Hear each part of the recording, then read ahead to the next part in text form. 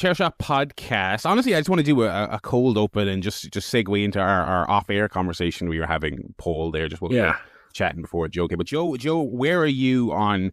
here's my Dragon's Den pitch. You're Valentine there. You've got all the money in the world. I'm a struggling movie producer, and I come to you and go, all right, Duncan, I love your catchphrase. I love all the stuff you do. I want to make a film with British icon James Bond. Yes, but I want it to be distributed by Amazon. We've got Mr. Villeneuve in the direct. He doesn't get final cut though. So if I come in and say there should be more Marvel banter, he has to do what I say. We are going to cast Tom Holland as the titular super spy. Are you in or are you out? I'm out. You're out. Okay, so you are out. Okay, I have another pitch for you. I'm going to AI generate a Paul Walker for my next Fast and the Furious movie. Can I have some money for that? Yes. Okay, good. We are in. Okay, yeah. I'll give you 20% of my generative AI business. Bringing back dead celebrities. Good.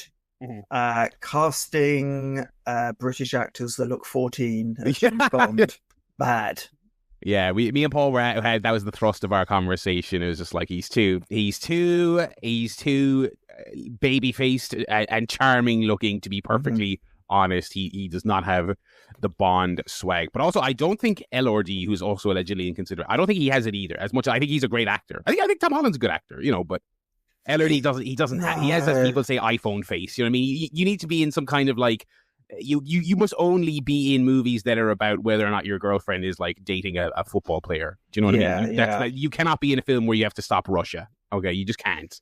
No, he's no, I don't like him for it. Who else has been it? What's his name? Harrison. What's his surname? Williams. No, what's his fucking name? Just 30 seconds ago, I can't remember what it was. I like him. Sorry, it's Harris Dickinson. Harris Dickinson. Harrison Dickens, son of the late great Charles Dickens. Charles Dickens and Harrison Ford's son. Yes. I really like him as an actor, but he's a little bit like male model-y. You know what I mean? He's very, very tall. He's about 6'11" or something, and he's just got one of those kind of slightly like faces. Bond, you need someone a little bit, like Daniel Craig. He's kind of a handsome guy, but he's not like pretty. He's a little bit like about him, He's a little bit like he's been carved out of rock.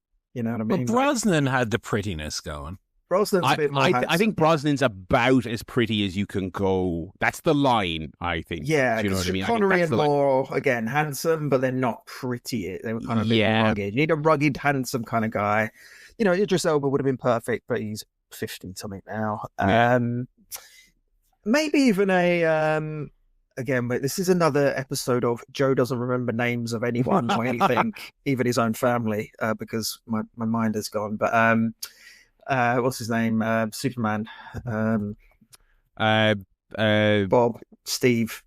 David Bettencrust or something, isn't it? No, not him. The old one. British guy. Christopher Reeve. No, Hank Cavill. Henry Cavill. He would have been. He's a bit too sort of bit on the aged side, maybe. He's a bit too Chris Benoit bodied as well. Excuse me. Bit too on the gas for Bond, I think. Maybe he can slim down for it. Yeah, he can slim down, but also, do you want him on set going? Oh, well, I've actually read all 20 of the books, and I don't think James Bond would say that. I don't do want him doing that. He seems like a fucking nightmare to work with. God bless him. I think he's great, but yeah, I quite like Regis Jean Page. I think Page, who was in Black Bag. Yes, the very good. He's good. Oh, yes. That's a good shout. Yeah. I think him as he's a outsider for it, but I would like him. The idea of Tom Holland. It's farcical. Farcical. Come on. I mean, when I heard the Villeneuve news, I was like, okay, we're back. Tom Holland would be the first Bond bullied by Q. I just imagine Villeneuve showing up to Amazon. Hello, I've got my cinematographer picked out, and I got. Do you like muted colors and brutalism? Yes, Denis, of course we do.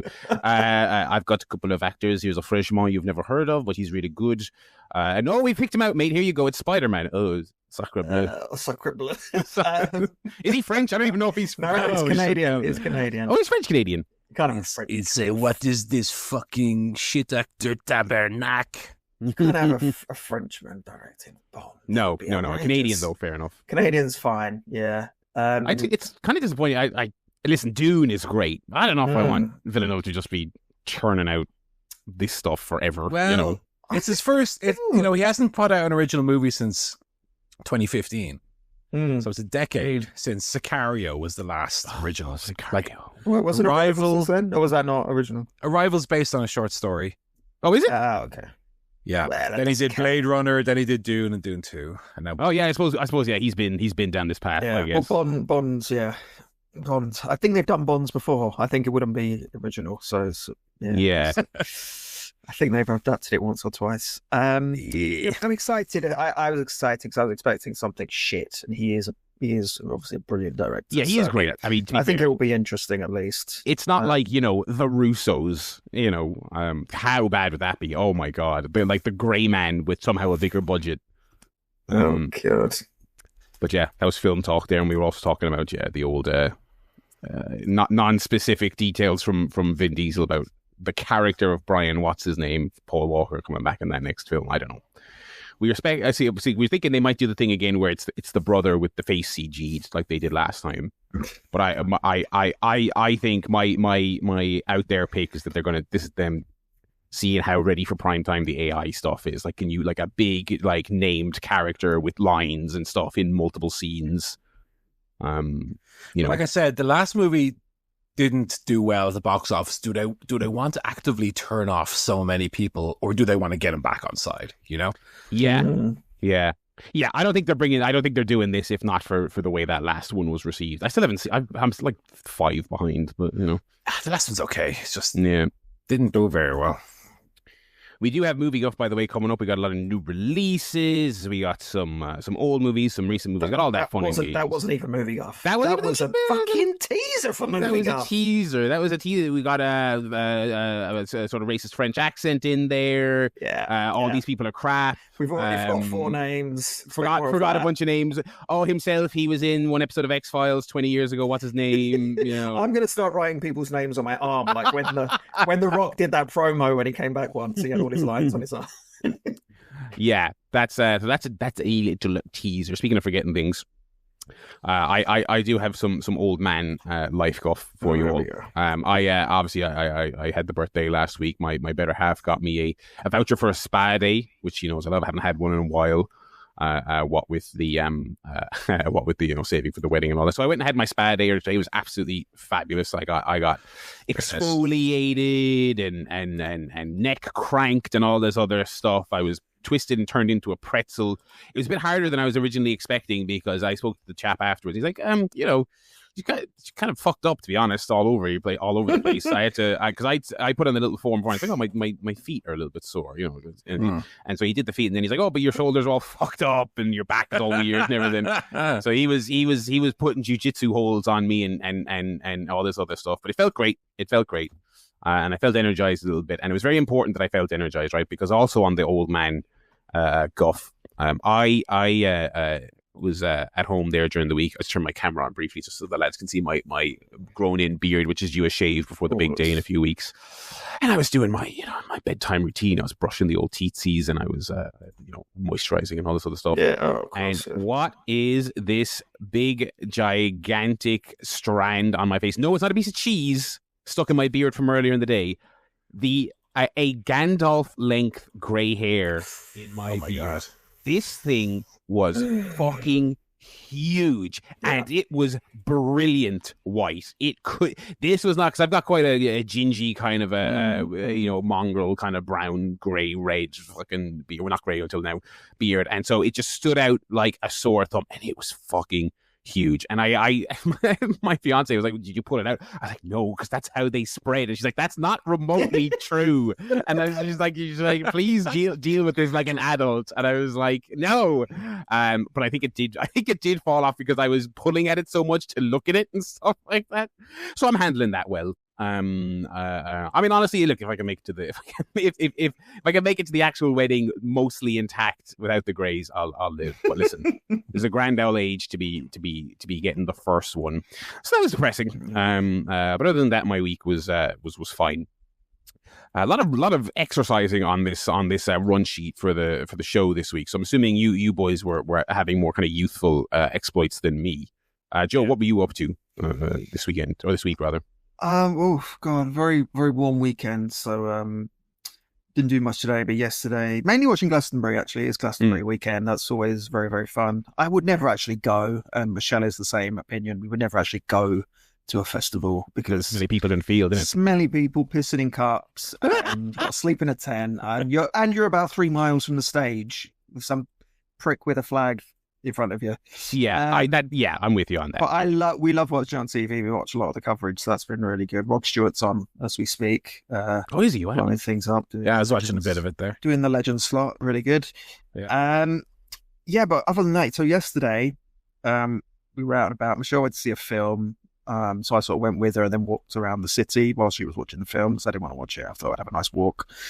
But in a week or two, we are going to do Race Across London. Now, I don't know if you've ever seen there's a BBC show called Race Across the World, where couples have to kind of eschew plane journeys and travel by bus, train, ferry, on foot, whatever, to get across the world. And they travel across like China, or they travel across the whole of North America, South America, whatever.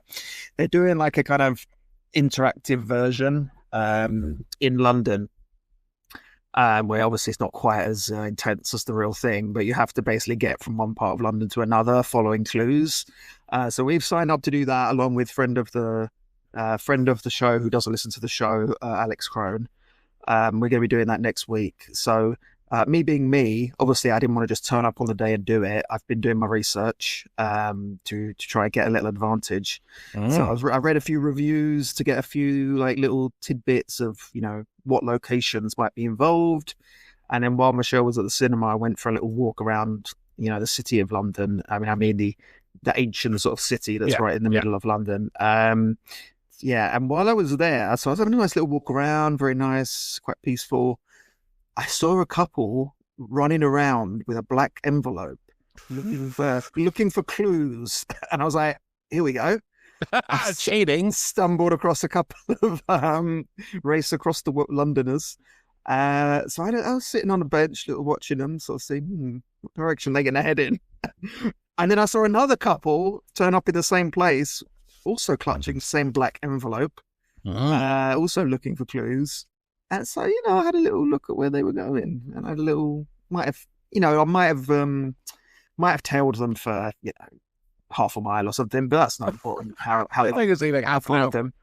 No, only about 10 minutes I lost them. But I think I got a good sense of the direction of where it's going. So I'm kind of prepared. There's no actual, win a prize or anything. It's only pride, but you do compete against like a digital leaderboard of other teams that are doing it. So yeah, that was my very productive Saturday, preparing for a activity which there's no prize or monetary gain, but it matters to me because it matters to you. I like winning. I like cheating, winning. So there you go.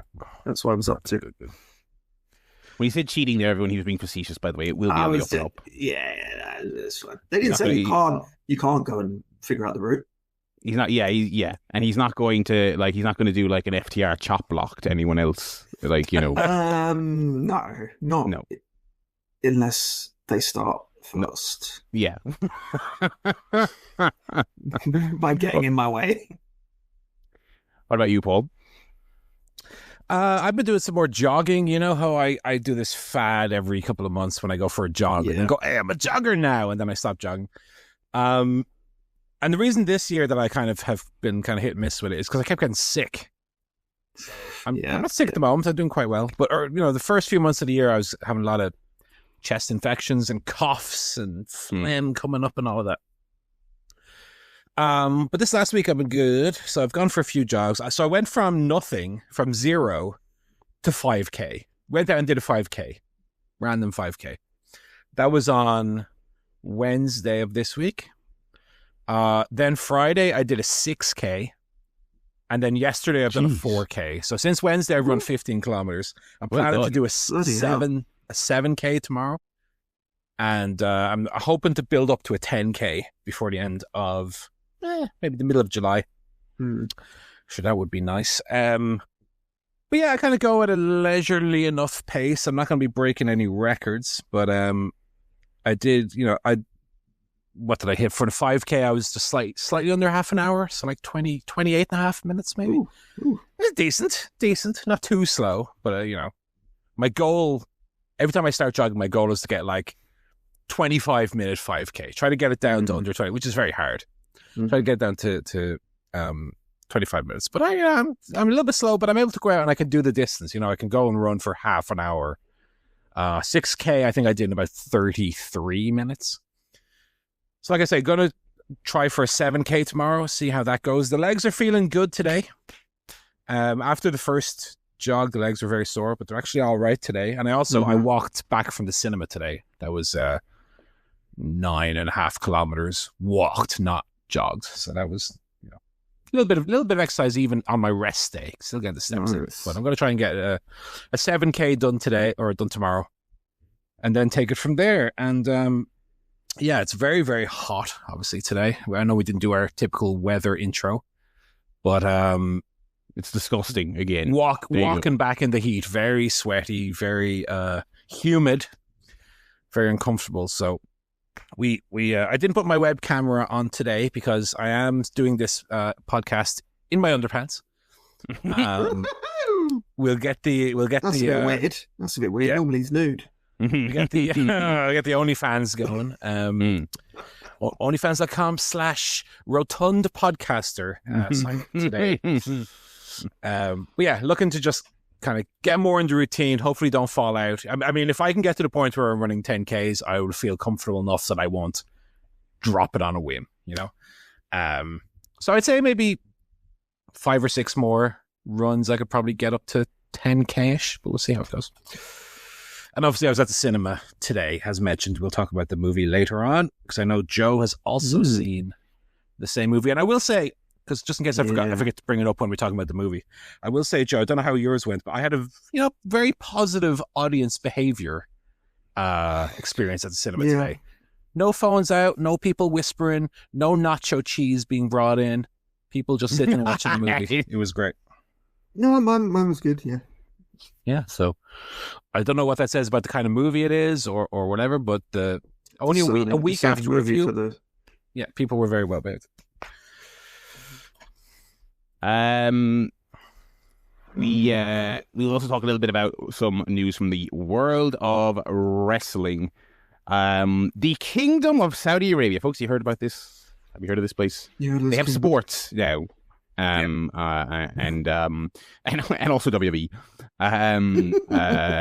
It did that. The World War didn't break out enough to deter this event. I don't know if I'd necessarily say it all worked out in the end, lads. But WWE was able to have their latest event. I keep going to call it Crown Jewel. Night of Champions. And I mean, it's just been wall to wall. It's like the days of Brawl Out. If you were bored of CM Punk conversations 2 years ago, I hope you were like out jogging and not like on your phone this weekend. Cause like the first footage of the man in the country spurred a whole fucking sequence of debates where he was like backstage and like this kid comes up to him and he like extends his hand and I guess when you look at it, it's like a security guy pushes the kid away, but people were really relishing that they got to at least entertain the idea that Punk like go to sleep to the child right then and there, Punk did guide the child away. Well, I mean, so I really don't want to Zapruder film this, but like I guess like the you could argue that like he was going to like fist bump or whatever, and then the security guy is the one who actually moves. What? Who cares? Yeah, like, but hang on, Punk doesn't go. Was he going to punch the child in the face? That's possible. The child did water pistol. Yeah, the child was holding a glass bottle, so Punk was like, that should have been fake. Oh, well, So that just my point was Punk didn't like do a Shawn Michaels. Oh, no, don't worry about it. Don't worry about it. Yes, yeah. Punk was like, all right, grand. No, security guard, don't do that. He did not do that. He didn't dare. He would have been arrested. Then SmackDown happens, and first of all, they had a power outage, so apparently Cody was out there for like a fucking half hour having to vamp. That sounds like a nightmare. Jesus Because Christ. the feed went down or whatever. So then they do this angle, right? And this is like Schrodinger's Levesque booking, because I don't know if this was like a CM Punk humiliation ritual or he just thought this was clever. It could be either. I mean, this lame shit could be Paul could think he's backstage going, I've done it again. Mm-hmm. Punk comes out in like so Cena did the pipe bomb last week. And they thought, well, an equal bit of retribution for Punk to get some heat back would be to embarrass himself looking like the Steve Buscemi "How do you do, fellow kids" meme, coming out dressed like Cena and doing a bad rap. I mean, again, I love to buy into the theory that pretty much everything he's done since he's been back is them saying, well, what are you going to do? Not do it? Go work for the 6 other companies that will have you, is it? Oh, there are none. What? But there's, I think if you were to be realistic, I think there's also a chance that just the very overrated Paul Levesque thought this is genius. This is great build to this match. But well, I mean, looking at a Reddit thread, that's what the fans thought. What, that it was just crap? No, that it was this was so good. This was good shit. Oh, no, they did. Oh, well, actually, no, I shouldn't. I shouldn't. No, I do believe you. I do. Let me tell you why. Of course, CM Punk is going to go out and prove to Cena that he owns him on the mic, Barry. Of course he is. Of course he is. Let me give you my read on this. Go on.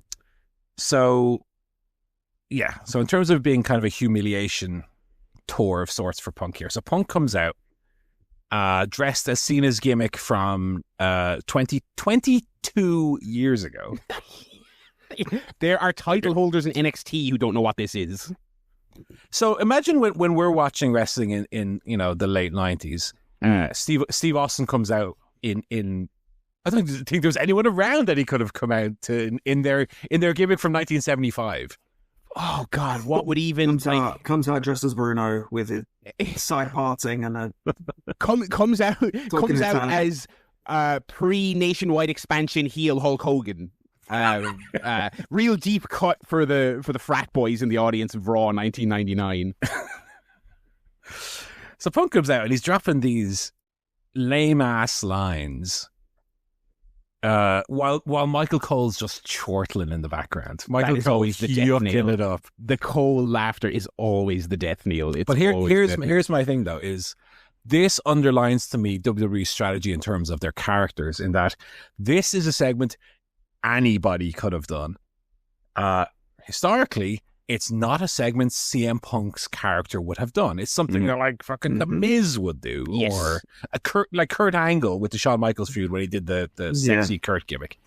But it's not something CM Punk's character would do. It's like a goofier characters thing. But now the characters are homogenized. They're interchangeable. And that's kind of WWE's thing, right? We know for years WWE is the brand. They don't want that any individual person has the power. But now it's to the point where creatively anyone can slot into any segment. This could have been Grayson Waller coming out. This could have been Ethan Page coming out. Dominic Guerrero. Dirty Dom. Yeah. There's no difference between the segments or the characters now. They're all WWE stock characters, whereas CM Punk's, I mean, when I was watching, I didn't watch the segment, obviously, I watched just various clips. The clips, yeah. But I was thinking, remember the Eddie Kingston promo? Remember the MJF stuff? Like, it was serious, right? It was serious, and it was to be taken seriously, and then the payoff was serious. And so here what you had was a comedy segment where CM Punk came out looking just like a complete idiot. like a complete bozo, right? Dressing as John Cena. And the Titantron as well had Punk Life on it. Oh my God, my toes were curling. I was cringing so bad. But like, again, this is the thing that the WWE fans fucking lapped up. Again, looking at, this was a /WWE Reddit thread, by the way. Yeah. Just eating it up with a big old spoon. Oh, this was so good. This was Punk showing that he's the best at you know. It's like, God, do you not know how good it could be? But this is because we've talked about as well how any of his, like, since he's come back, any of his like more typical Punk stuff, his kind of fourth wall, nodding, winking, referencing things, just like goes down like a fart in church every single time. They don't know what he's talking about. They don't know this reference. They don't know, you know, if you go out there and say working with children, they don't know what that means. I'm sorry, John. Nobody knows who Matt and Nick are. I don't care how cute you try and get with it. Like, so ironically enough, yeah, what their current audience wants is this. And that hits way more than any of that. I mean, the Kingston Punk stuff, I mean, I'm sure they wouldn't even know what to make of it. Do you know what I mean? Because it's too you know, normal, real feeling characters, you know, delivering very impassioned, real feeling dialogue. Where's the fun in that? That's not funny. You know, that's not right. But there's no epic burns. Right. But yeah. This is going to be Denny Villeneuve when he does Bond. Denny, yeah, we like the gritty stuff, but could you have Bond sort of throw someone off a roof and then go, I thought he could fly, and then wink at the camera. Ginny, we just need to reshoot this scene, and then afterwards, like when the henchman like gets his like arms chopped off. We want James to say, "You're not much of a Spider Man," but that makes no sense in the film. He would not have been Spider-Man. Well, just do it, mate. Just do it, right? Just do it. Denny, you forgot to shoot the post-credit scene. Trevelyan shows up with CGI. Oh wait, no, she's still alive. The previous Q, she's still alive.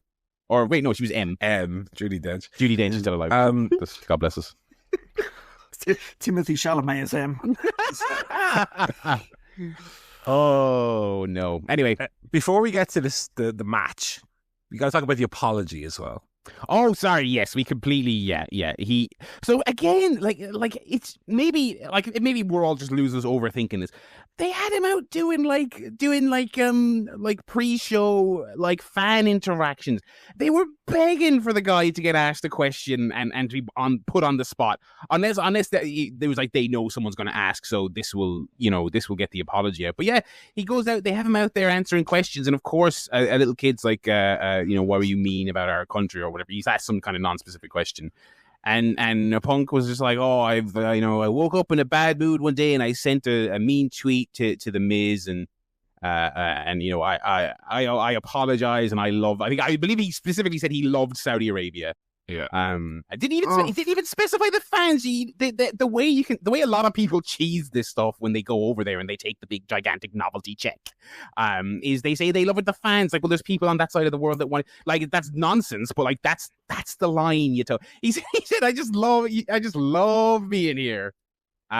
Such a farcical excuse, because there was also people also dug up a clip of him saying that like he would never go there as well, like explicitly on some Barstool podcast. He was talking about how, they were like, how many shows would WWE have to run there to get enough money to make you come back? And he was like, oh yeah, it's insane. I'd never go there. It's crazy if they do that. And it's like, yeah, it's you know, I mean, it's most people have already kind of had this stance already, but I mean, this was the weekend. If you were still trying to kid yourself on this guy, you know, this was the weekend to put your fingers in your ears and just not perceive it. I woke up crabby one morning. What a freak! Yeah. What a freak occurrence. CM Punk. And can I just say, young man, that never happens. Generally speaking. Also, if he was truly sorry, where was this apology? Like for the last 2 years, why did he wait until he's literally there? Yeah. For the last 5 years, I think that was before he was even in AEW. 2020 was a tweet, right? Yeah. So it was like, if he was sorry, it's kind of like the thing of people who do lots for charity and then point out how much they're doing for charity. Yes. Yeah. I mean, an apology should not come with the extra baggage of context. Yes. You know what I mean? Also, it was just a bad apology. Oh yeah, no, I woke up one morning and I was having a bad day. Okay, but like, which to me, I mean, that's another indicator that he knows this is fucking. Yeah, as a man who definitely cares too much about the optics of everything, and it is definitely. It was one step above Hogan going, "Don't get caught, brother." Yes, yeah, it was not quite that bad, but it was, it was in that ball. That's a great shout, actually. Yeah.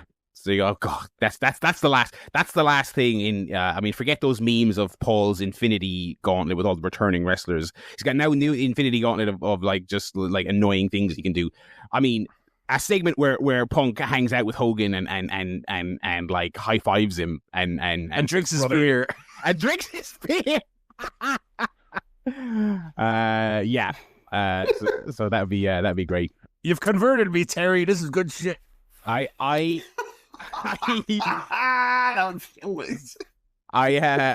for the match itself, I have only seen the little YouTube clip they put out. I saw it ended in 19 run-ins. Yeah, people running in, and I mean, but it's strong, Hogan Warrior 1998 vibes. Yeah. The whole thing. But it's getting to the point where it's like you wouldn't even be able to predict who ran in. Like Penta ran in during this match.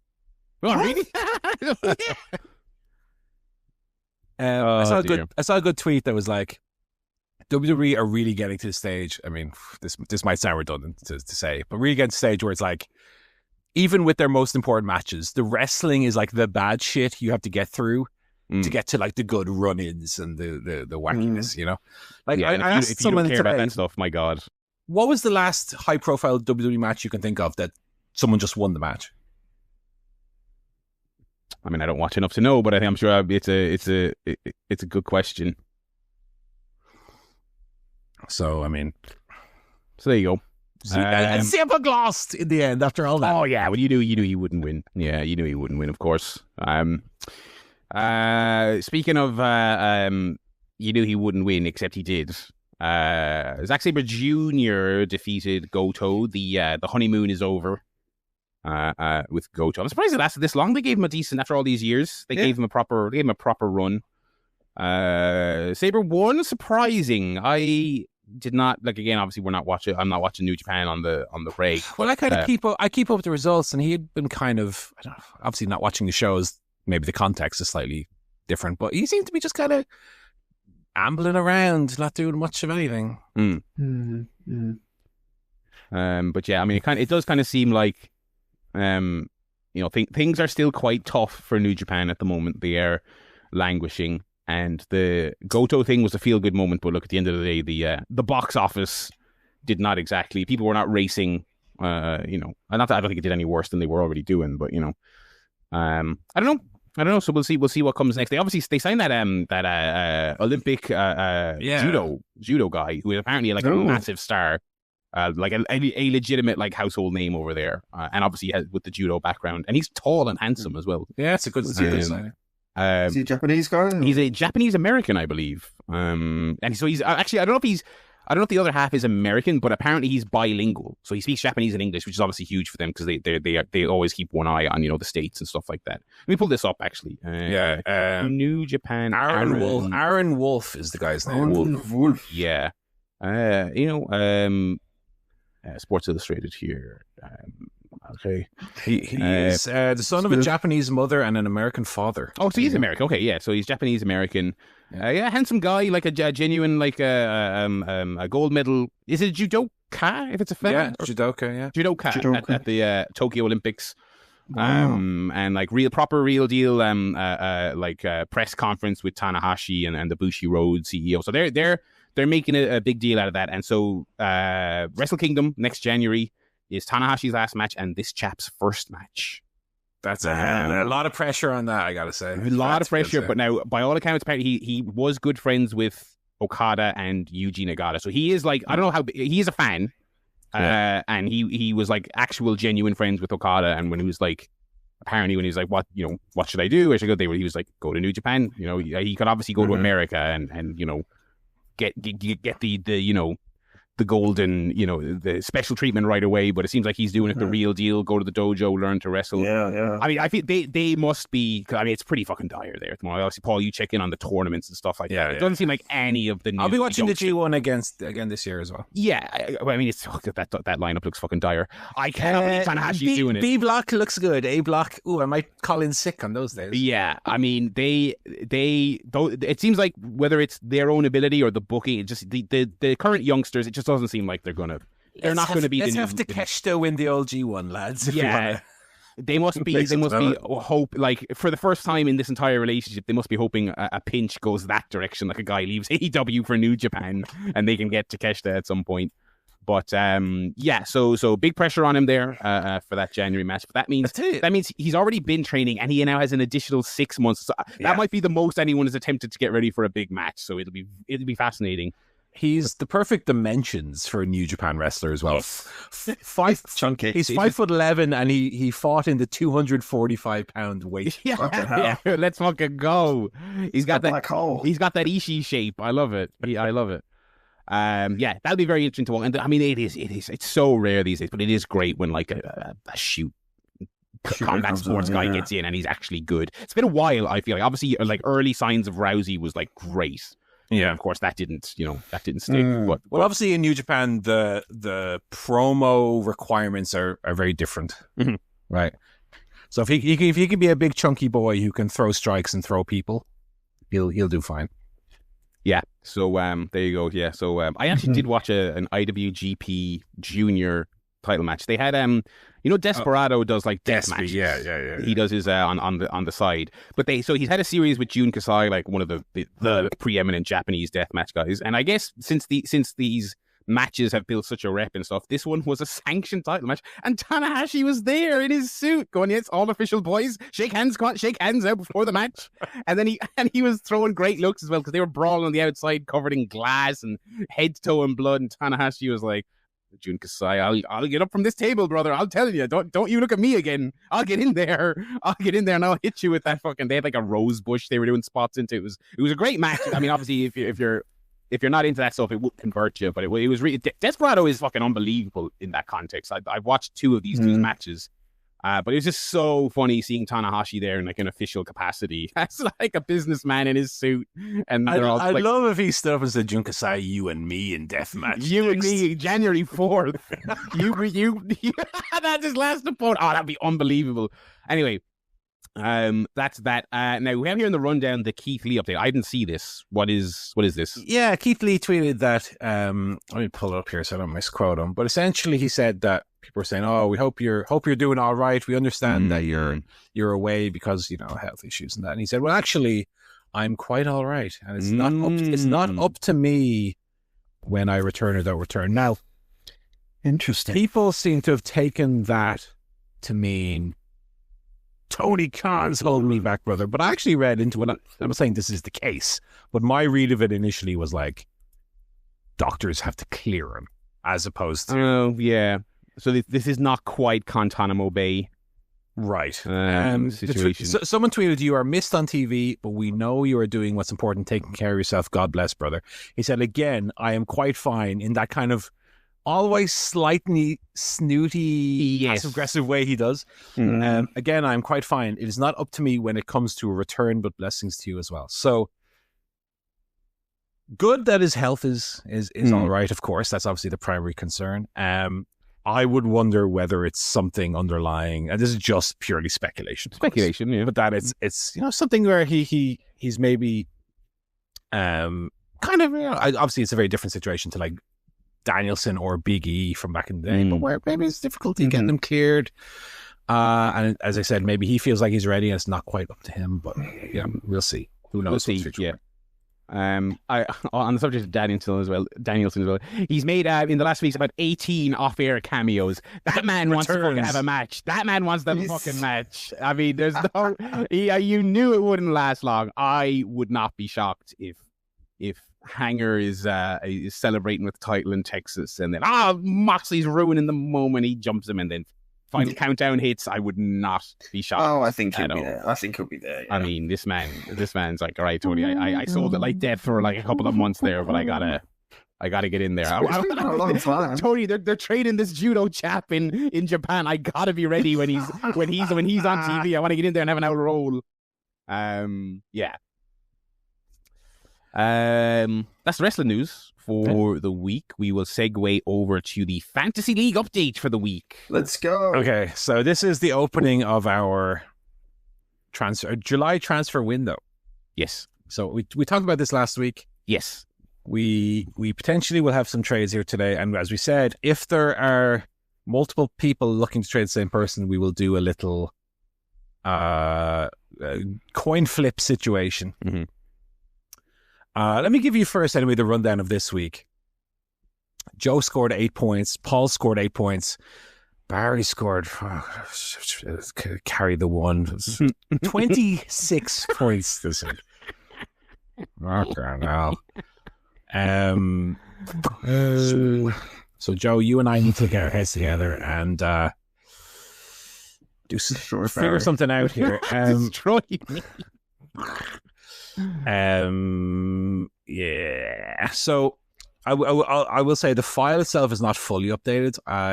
The tables on the right, I haven't got a chance to actually update, so they're a week old. But everything in the actual bulk of the file is updated as we speak.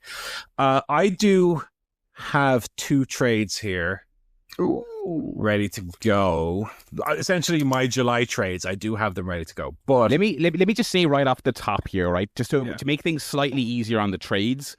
I have some of mine up, but to make things easier, since I'm so far in the lead, I'm happy to let you two boyos just go and do them. And we don't need your trades, sorry. Because I might not even do one, so see, if I don't mind to let you go first, Barry, because if you're going to trade out Osprey for Ari Daivari, I might pick up Osprey then, you know. Yeah. No, I'm not going to do that. Yeah, no, I'm reading. I'm nonplussed on a trade in general, so okay. I'm happy for you boys to go. Well, I guess what we can do is just state what our wants are, our wants, without necessarily locking them in, right?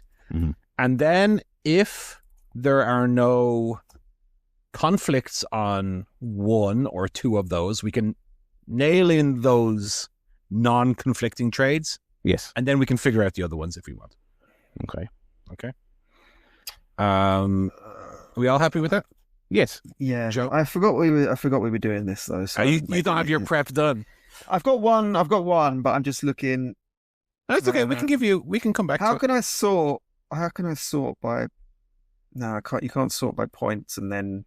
You can, yeah. But I want to use unattached, like by. Yeah. If you just, I'll tell you what. If you let me filter out the ones you already attached. So now, if you sort, you should only see the non-drafted ones. Okay. What did you do there? I just literally hid the rows. Yeah. Okay. Excellent. Shibata. Okay. Interesting. Jay White's going to be out for a while. There's a couple of good ones in the field. The thing is, we have upcoming a men's and women's, which we didn't talk about in the news, a men and women's casino gauntlet. Mm-hmm. Yes, at All In. Yeah. We also have the main event at All In, which might include 1 or more returns. So there's also a little bit of prediction going on in terms of who do we think might, number 1, show up before All In, show up at All In one of the matches, or even show up post All In. I mean, there's a lot of. Are you going for people who are there already and are currently doing stuff, or are you kind of hoping that someone might return and potentially get burned if they don't? But did someone grab Speedball? Yeah, I have Speedball. You got Speedball, you bastard. I don't have Kevin Knight, but I have Speed. Kevin Knight is free. Okay, I've got my 2 trades. Okay, go on. Okay. So, I'd keep in mind, Joe, before again, this is all because we're doing multiple trades at once. Happy if people want to change their trades based on who's released as well. Like if you say, mention Kevin Knight or someone, you might instead want to pick up if I were to drop Takeshita. You might say, well, I'll grab him or her. Okay, well, I'll go first if people don't mind then, okay? I'll note them down here. So my 2 out, I'm looking at Jamie Hayter and Pac. Yeah. Okay. Hayter, as we said, we talked about it last week, we don't know what the situation is with her. She might be short-term, she might be long-term. But coming back and getting a push this calendar year, I don't see it. Exactly. So my other injury guys are Cope, Hook, Pac. So Hook just kind of did return and then nothing came of it. Cope, I still feel like when he's around is a good earner, and I'm sure he's not too far from return. Pac, question mark again. The thing with Pac as well is even when he's not injured, he just kind of disappear for periods. He might be someone who's like returning imminently. The fact of the matter is we don't know, and we're not even hearing any whispers. So those are my 2 outs anyway. So that's pretty much nailed on. The 2 names I have earmarked for in are Hologram and Darby Allin. Two great gets. Yeah. Well, I didn't have either of those, so you are welcome. Okay, Joe, so, give us your thoughts. So I am going to trade out. First of all, I'm going to get rid of Kyle O'Reilly. I do like him, but he's just not. He doesn't win. Not an earner. No. And I'm going to bring in. I'm going to bring in Maxwell Jacob Freeman. He's back in. What?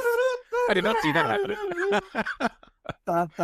He swerved this. It was very strategic to remove him out of your team when he got DQ'd. Look at MJF. Well, he's been doing fuck all, but I feel like he's on the precipice of. Okay, you think it's going to start happening? He's going to be the challenger for Hangman. They've been building to that. Yeah, I think that's fair. I think as a consequence of that, he will wrestle and get some wins before that. I could even see him winning. How about this? He loses to Mystico, but then comes out and wins the Casino Battle Royal. Yeah. How about that as I could see that. a little wrinkle? Well, they might not even do the Mystico match. He might just be in the Battle Royal. Yeah. But that would be a nice little. Yeah. So yeah, MJF in, O'Reilly out, and then I'm going to drop the AEW World Heavyweight Champion. Really? John Moxley. Okay, I think that might end up being clever. I'm just looking at your team. Who else? Yeah, I mean, Moxley is your solid enough spread. Yeah. I mean, if the idea is he's going to be losing a title shortly, I mean, he's not going to be scoring. He's going to drop the belt, and I think he'll be away for a bit, maybe. Possibly. He's been on TV so much the last sort of year. I think he might have a little break. But he was away prior to All In last year, so he is due a little holiday. And I'm going to bring in Mr. Cash Wheeler to complete my FTR set, because I think they'll get a few wins. Okay, I'm surprised that you didn't challenge my Derby in. What? Again, there is a question mark behind it because it's not. It's nothing, a risk. Yeah. Nothing is confirmed. He is back from Everest. We know that, so he is alive. I think he'll be back at All In, but what he'll be doing after that, I'm not sure. True. I mean, maybe he will feud with Mox. Maybe that's what they'll do. Possibly. Okay, O'Reilly out. I mean, I think that's a no-brainer, to be honest. Yeah. I mean, he is still slightly doing better than Briscoe. Is the only thing. I know, but I always thought with Briscoe, there's a chance. There's a chance that it's going to turn around. I mean, he is so promising. They'll build Briscoe up for like a world title match or something, and he'll get a few wins. Not that they've really been doing that. He's just been losing. Yeah. For title matches. And then Mox out, not like a Garcia or a. Well, I was thinking Garcia. It was either going to be Garcia or O'Reilly. I think O'Reilly is the one you go with there for sure. And I always feel like at least Garcia might get something. Mox is one of your highest earners. That's the surprise. That's why. I just think the timing is right to dump.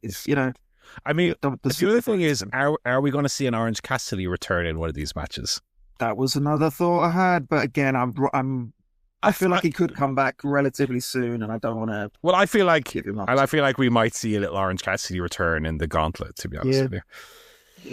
Yeah. Very possible. Barry, did you have any notes then? Yeah, I was eyeing up Cash. I was thinking that might be a good one, but I'm gonna do a low risk one here. This is your first transfer of the year, by the way. Yeah, I'm going to bid farewell to Brody King. Wow. Who is one of my lowest earners, and I'm going third from bottom. Yeah, I'm going to claim Bandido in his stead. Yeah, I like it. And then I'm looking at my two women's, my two ladies, my two gals, and I think they are the other two lowest earners, Statlander and Willow.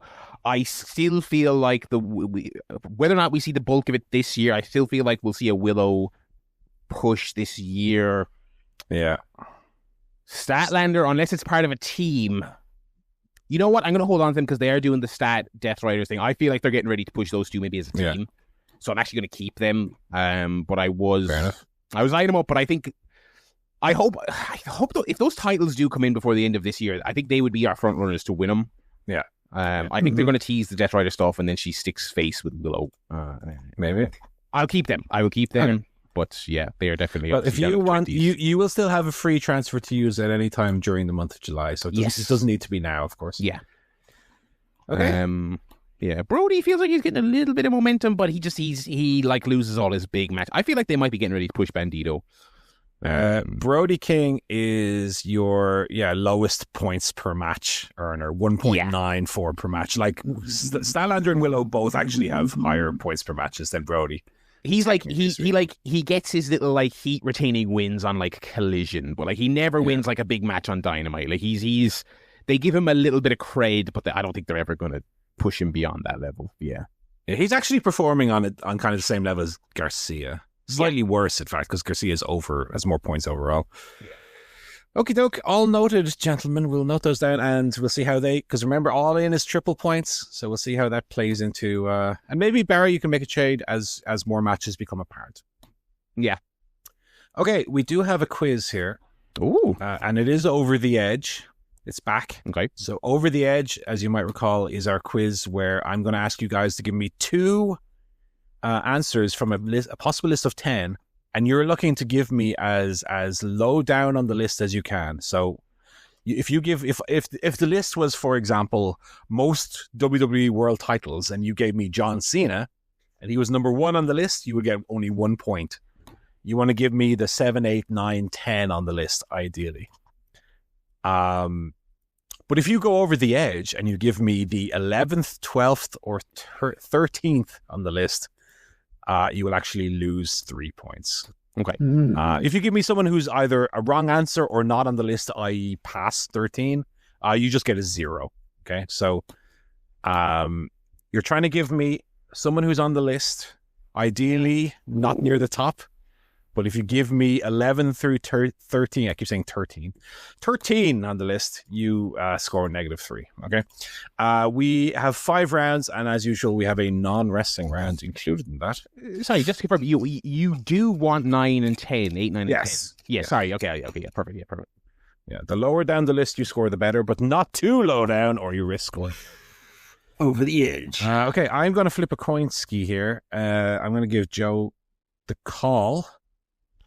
Tails. It is tails. So, Joe, here we go. You can choose if you want to go first or second here. Yeah, I'll go first. Okay.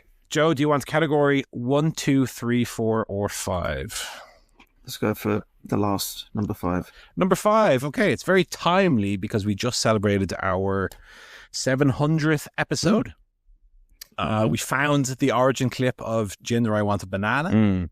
So this is a somewhat CSP related category. We're looking for the first 10 WWE pay-per-views that took place after the CSP pilot, after the initial CSP episode. Pilot. So the next 10 chronological WWE pay-per-view shows after CSP began.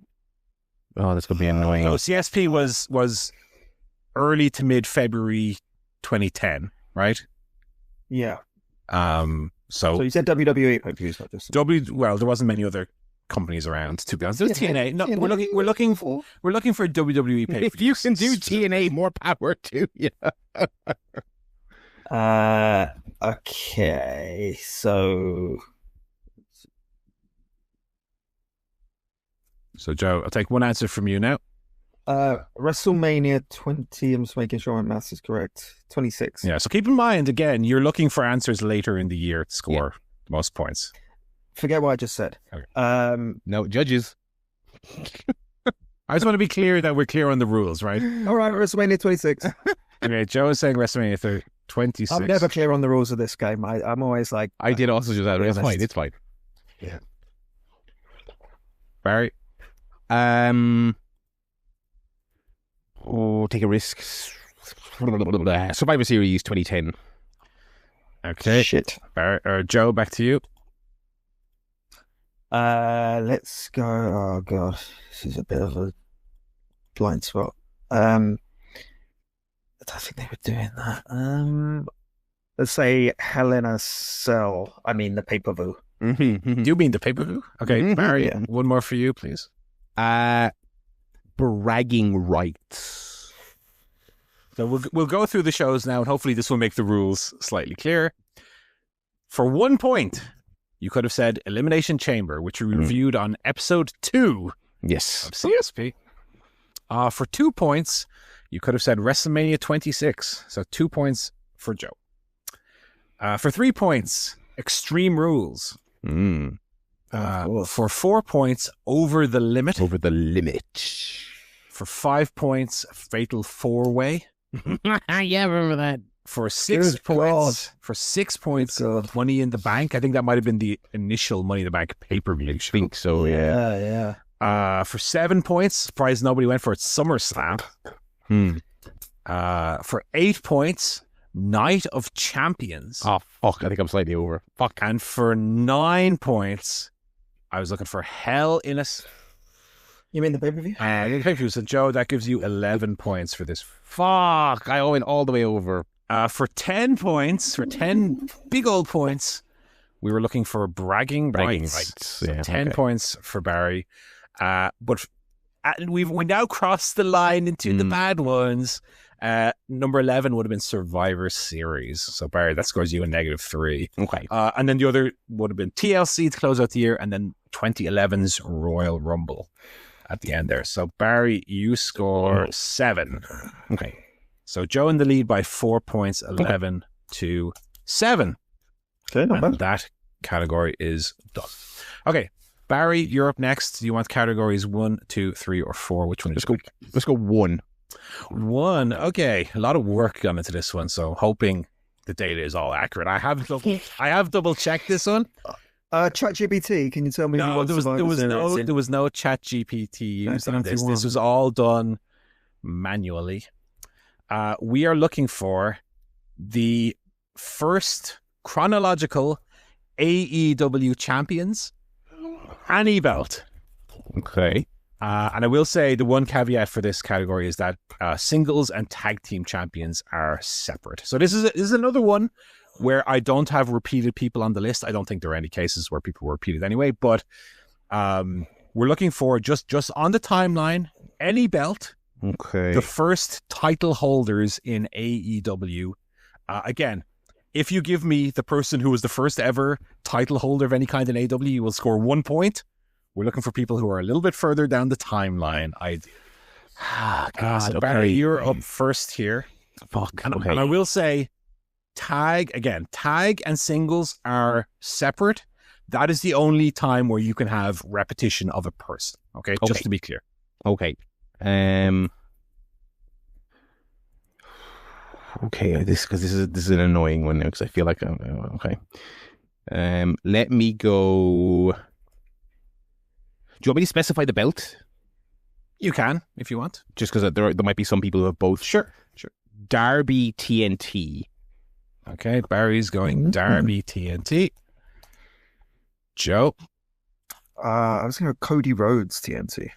Joe goes Cody Rhodes TNT. Okay. Barry, back to you. Let me go Nyla women's. Whenever I think of Nyla Rhodes, I think of Taz singing the song. Nyla. Yeah. Okay, The halcyon days of dark. One more for you, Joe, please. Hangman Page tag. Well, you need to give me the partner in that case. Oh, sorry. I thought you were just individual. Oh, Hangman Page and Kenny Omega. Yes. Okay. Starting from the beginning, anybody know who number 1 is? Jericho. Chris Jericho, world champion. He won that on the 31st of August, 2019. Mm-hmm. That would have been for 1 point. For 2 points, Riho, women's world champion. Yes. 2nd of October, 2019. Mm-hmm. 30th of October, 2019 is SCU tag team champions. Mm-hmm. 21st of January at number 4, 2020, Kenny Omega and Hangman Page won the tag. Yes. Okay. So that's 4 points for Joe. Yeah, solid. Number 5, 12th of February 2020, Nyla Rose won the Women's World Championship. So 5 points for Barry. Hell yeah. Number 6, John Moxley World Championship, 29th of February 2020.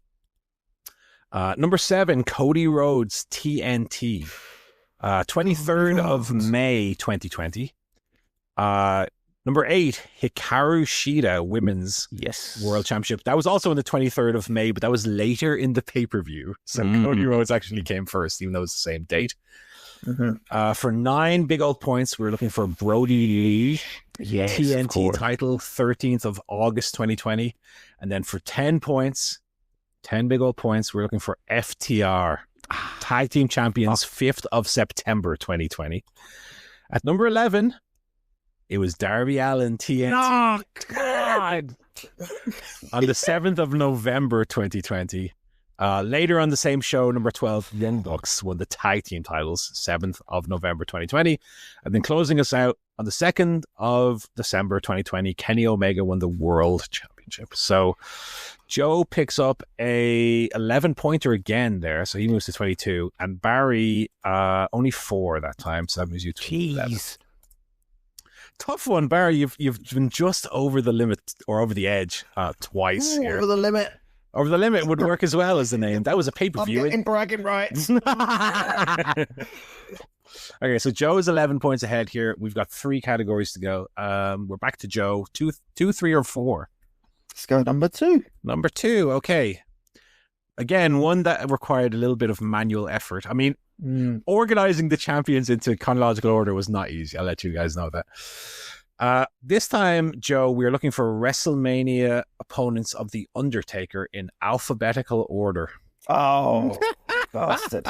So I will say, bastard. Were there a wrestler that he wrestled whose name began with the letter A, that would earn you 1 point, potentially.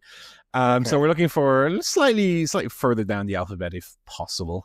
So Undertaker wrestled 20-something times at WrestleMania, 6 times, I think it was overall, 25, 26. And sometimes multiple times against the same person. So keep that in mind before you give me a name.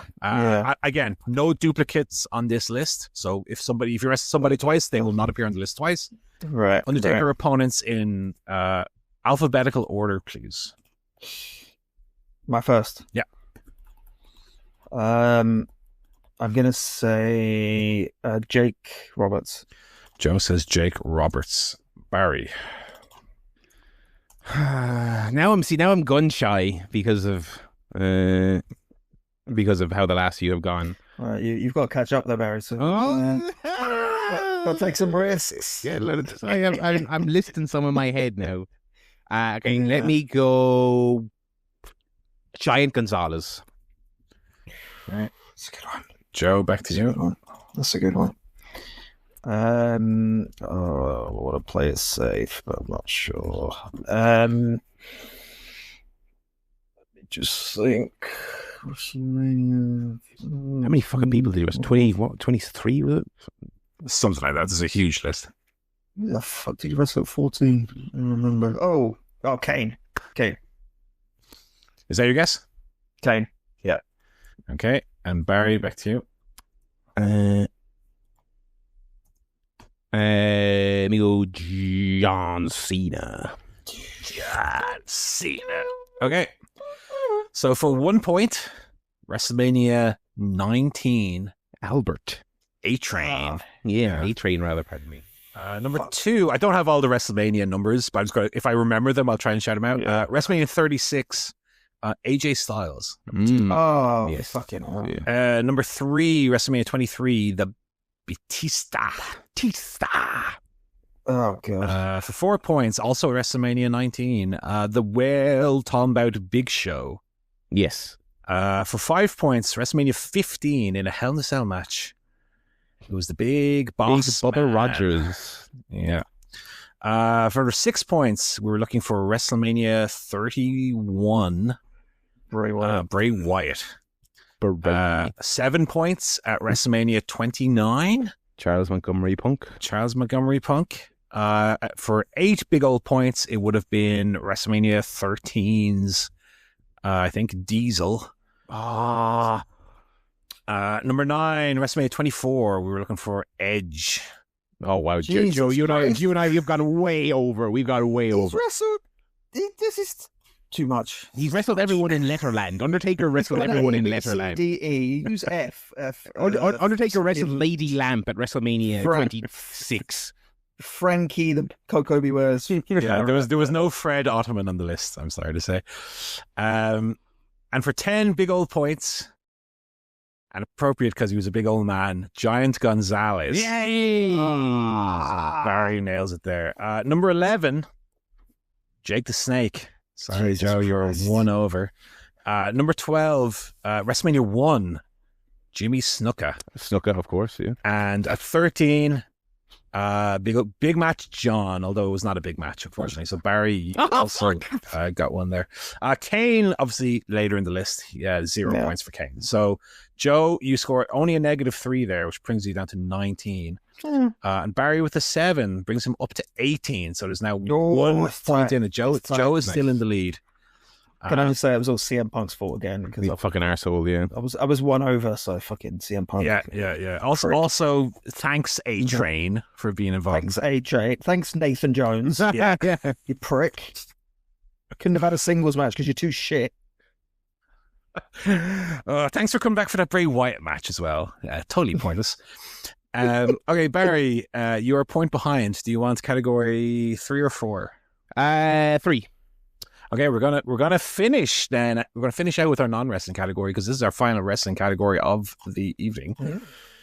Barry, we're looking for and this is in reverse chronological order, so I will explain this a little bit. We are looking for the 10 final European champions.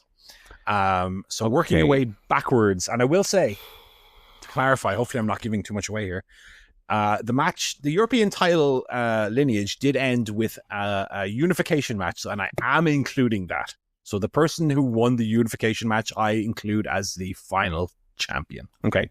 So working your way backwards from the final champion backwards. So you're looking for the 7th, 8th, 9th final champion, so to speak. Okay, Barry, you're first. Oh God! Again, I'm feeling so fucking gun shy on this, but I do know these. I know the unifier. I know the last champion. Fuck. I'm gonna play it safe, and I'm gonna go. Oh wait, maybe I don't know this one.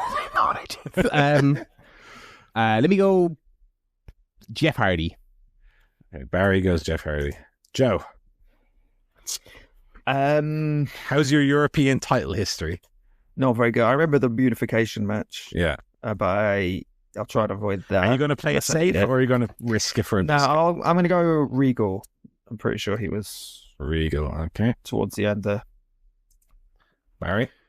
Let me go Christian. Christian. Okay.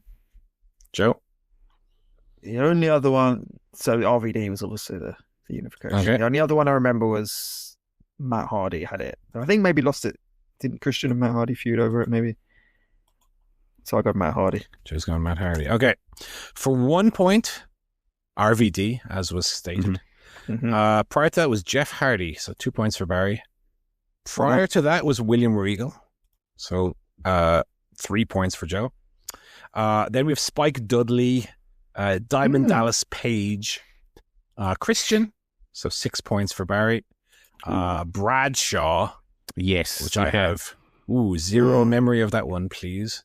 The Hurricane, they were just putting his belt on anybody towards the end. Matt Hardy for 9 points. Big one for Joe. And then for 10 points would have been Eddie Guerrero. Now we're into like WrestleMania 17 territory because we then had Test. Would have been Over the Edge. Crash Holly. And Al Snow. With his famous run. He would have been 13. So this was the first category where nobody went into the red. So Barry scores 2 and 6, 8 points to bring you up to 26. Joe scores 3 and 9, which is 12, brings him up to 31. So there's 5 points in it, still all to play for, only 5 points in it. As we go into our final category, and I will give, given that he's behind here, I will give Barry the option if he would like to go first on this one. Good, Barry. Okay. Fuck it. Yeah, I'll go first. I mean, it would be silly for you to not to go first. So yes, I will, yeah, good choice. Okay, final category. We're looking for the highest grossing films of all time. Okay. So you want to give me the 7th, 8th, 9th, 10th highest grossing movie. Not go too far down the list. The top ones are going to be fairly obvious, I would say, but you're not going to get many points for the top highest grossing movies. Barry, you're up first. Okay, I'm running. Let me go. Spider-Man: No Way Home. Okay. Joe, how's your box office knowledge? Well, I know like the top 3 or 4. I'm gonna say Titanic. Okay, I'll take Titanic as your answer. I'll have a Titanic. I'll have a Titanic. Thank you, Barry. Back to you. Christenberg. God, I'm just there's so much of the franchise slop in the middle. I'm trying to remember the which ones made it and which ones didn't. I don't want to go for the obvious top ones because I need the points. Let me go. The Force Awakens. Okay. Ooh. Joe, back to you. Last guess of the game. I'll just go play it safe. Avatar 2. Avatar 2. Yeah. Okay. Starting from the top, number 1, Avatar. Number 2, Avatar 1. Avatar 1. Never heard of it. Avatar 1 is number 1. Oh wow! I thought 2 overtook it. Wow, interesting. No. Number 2 is Avengers Endgame. Yes. Number 3, Avatar 2. Which gets Joe 3 points, and number 4 was Titanic, which gets Joe 4 points. So Joe, that brings you up to 38. Well done. It's good. So we have Avatar, Avengers Endgame, Avatar 2, Titanic. Number 5 is Neja 2, which is a Chinese movie, Which just came out like this year, didn't it? which is Apparently great. highlighted in green as it's potential on the Wikipedia because it's potentially still earning money. So, Yes. Yeah. that is currently number 5 on the list anyway. Number 6 for 6 points is Star Wars The Force Awakens. So that brings Barry up to 32. So another score here will win Barry the game. Number 7, Avengers Infinity War. Number 8, Spider-Man No Way Home. Brings Barry to 40 points. So Barry is our winner by 2 points here today. Again, a very close. Last few weeks have been very close quizzes. Yeah, there have been some very competitive quizzes there. I'm happy with that. Come from my win. Joe was stomping me there. We'll keep. It's all the work. We'll finish It's it. a work. We give them all the answers. And they make We it. work this. Yeah, I embarrassed myself for fun there earlier on. We'll close. You have someone lose on their birthday. That's the Get the heat. that's more when they win. We'll close out the list here. Number 9 would have been Inside Out 2.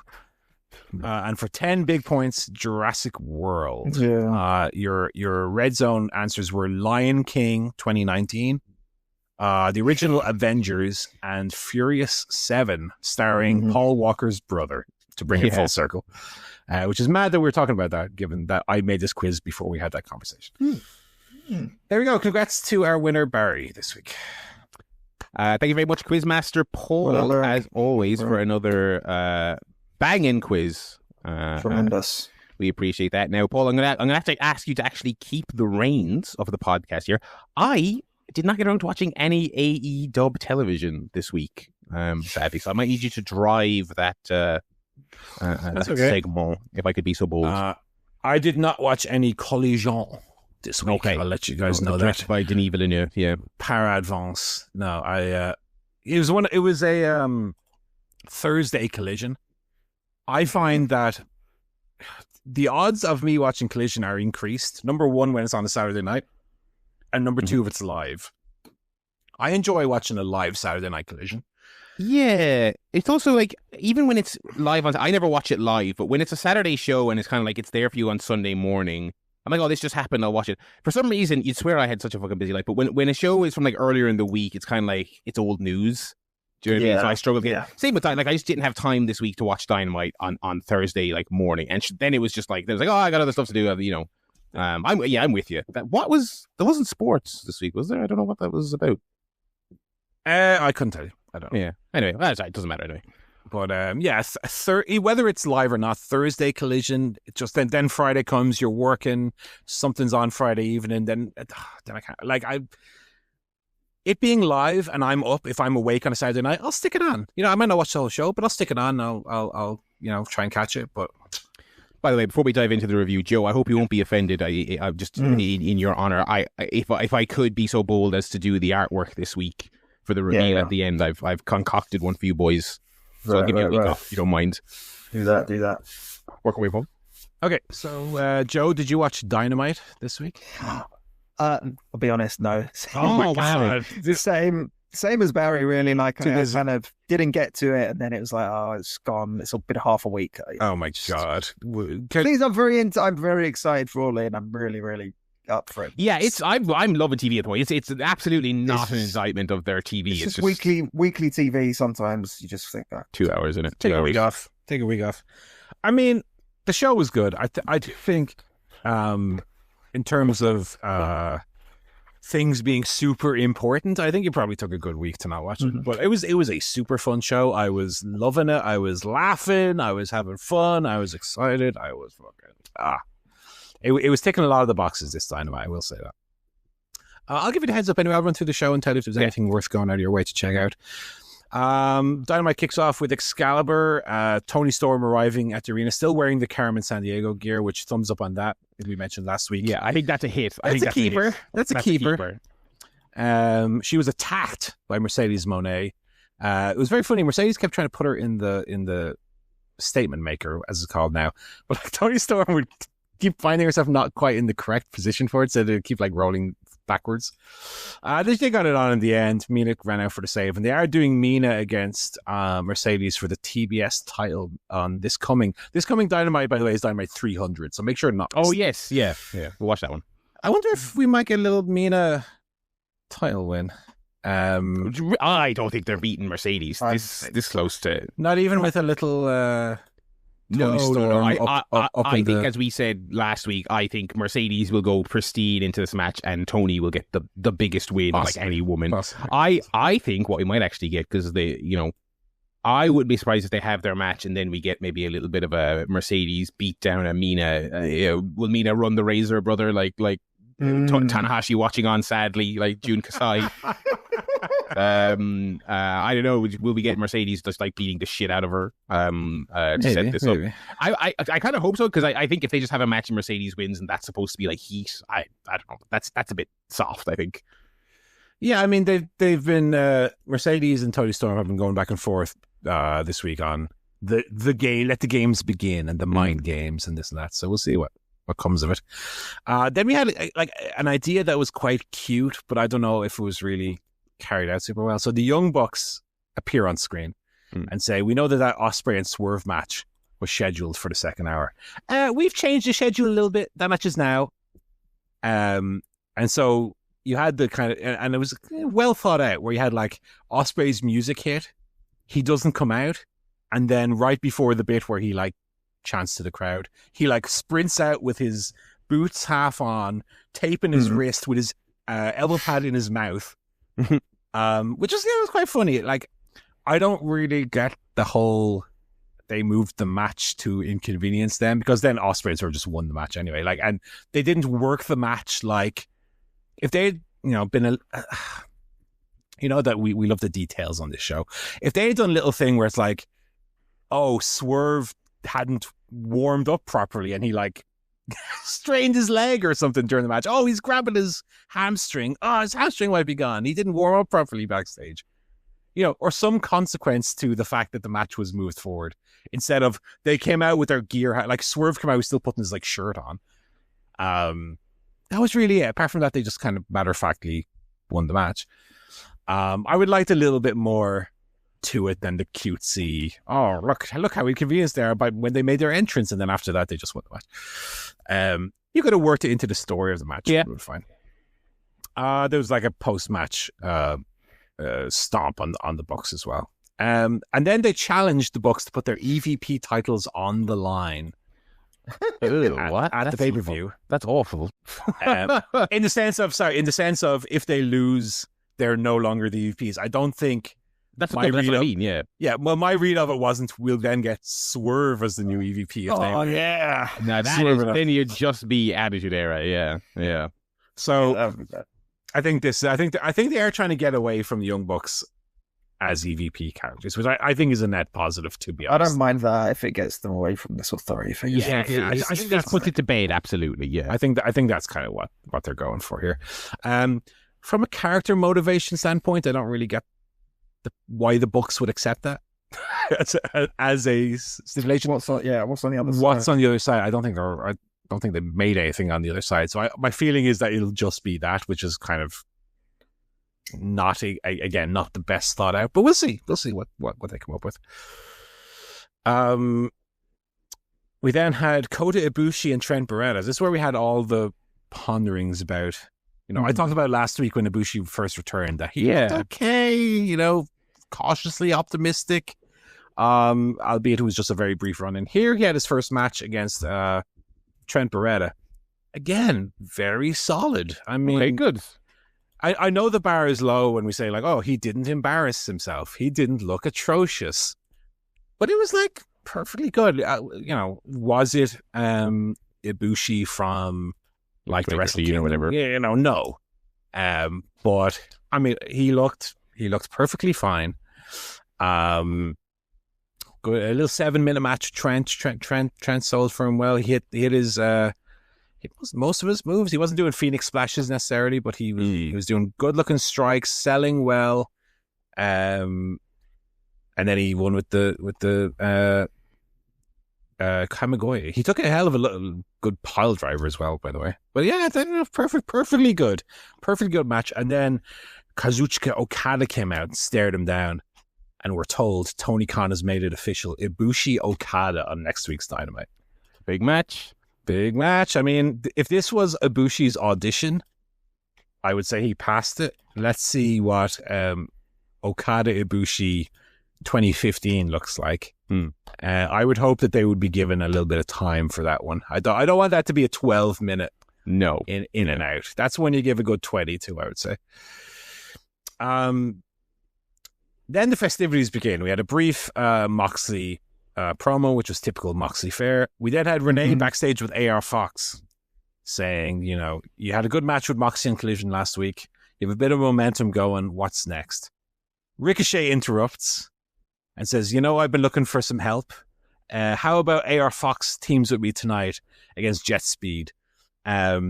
Before Fox can answer, Ricochet has basically made up his mind that AR Fox will, of course, accept. Fox does kind of puts his hands out in kind of exasperation kind of gesture, and Ricochet grabs the hand and gives a big shake and says, "Hey, I knew you'd be up for it. Oh, let's go, yeah." Then they had the match. The match was, of course, very good. But what was very funny was Ricochet was doing a lot of managing. He was a player manager during this one, which was very, very funny. I won't do it justice, but there was a lot of funny Ricochet stuff in this one, where he would be bickering with the commentators about, AR Fox doing that. Hey, don't worry, he's doing great. We'll be fine. Yeah.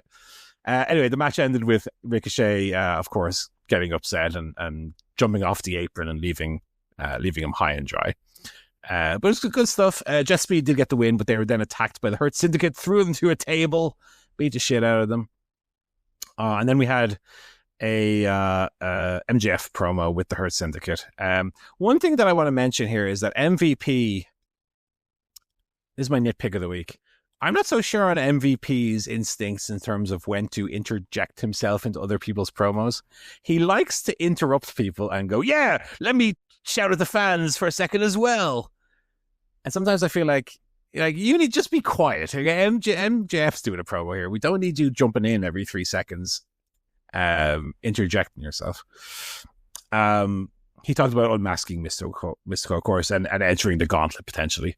Mark Briscoe came out, and Mark Briscoe said, MJF, the word of the day is whatever. He said, you got a tiny little dick over there. So people thought that was very, very funny.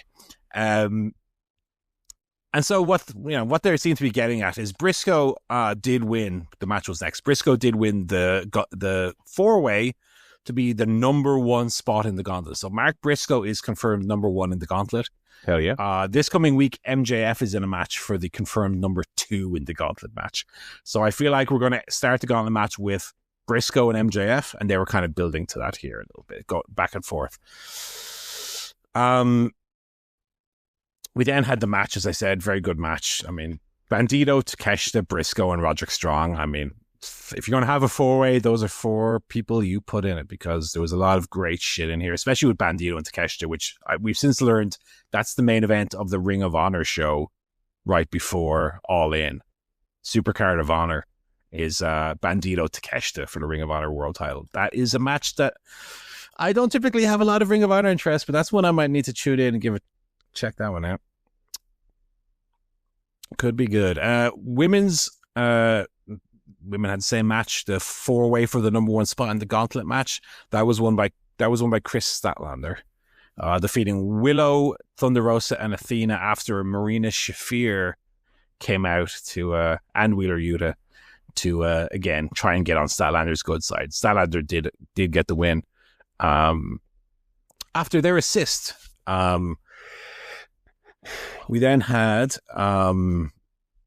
Hangman Page, Beast Mortos in the main event, or Hangman Page and Mercedes Monet's husband, Mr. Monet, which has me thinking, we love the Beast Mortos, of course. How long until he drops the Beast Mortos gimmick and becomes the Latin Playboy character? Because, I mean, look, it's not going to be very long until his face is just everywhere publicly with Mercedes, right? He's probably a handsome bloke, I'm sure he's a devilishly handsome man, but and a lawyer. Yeah. I just mean, look, if he is going to become this Mercedes Monet, I don't know how much outside of the wrestling bubble, how much interest there is in her as a personality, but I would assume it's not going to be long until we see paparazzi pictures of her and this mysterious Latin man. Yeah, he'll have the mask on. Will he have the mask on when he's going to a nice restaurant? Not that mask. He'll wear a little classy luchador mask. Yeah, he'll have like a little mask with a tuxedo on it. the tuxedo just goes up and over his head. Yeah. I don't want to say I would be surprised, but I would wonder if there would be a point where they say, let's go in a new direction with you, especially if there's an idea to give him a sustained push. I don't know how long how far the Beast Mortos kind of gets you ultimately. Mm-hmm. We'll see. I mean, I think that's one to watch because he's been in...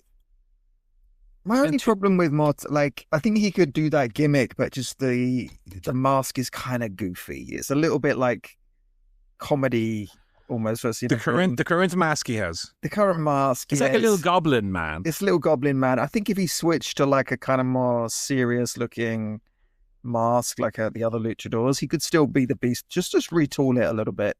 Even like Luchasaurus, his mask is a lot more kind of spook serious, Like he looks like he could have been a Teenage Mutant Ninja Turtles sort of background, villain, or Power Rangers.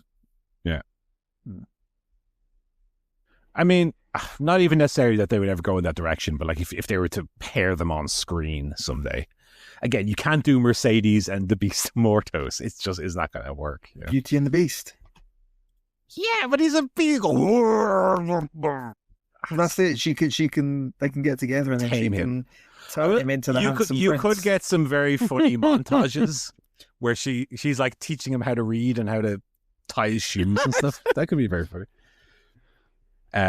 We'll see. I mean, I wonder if Beast Mortos is going to evolve at some point to something else.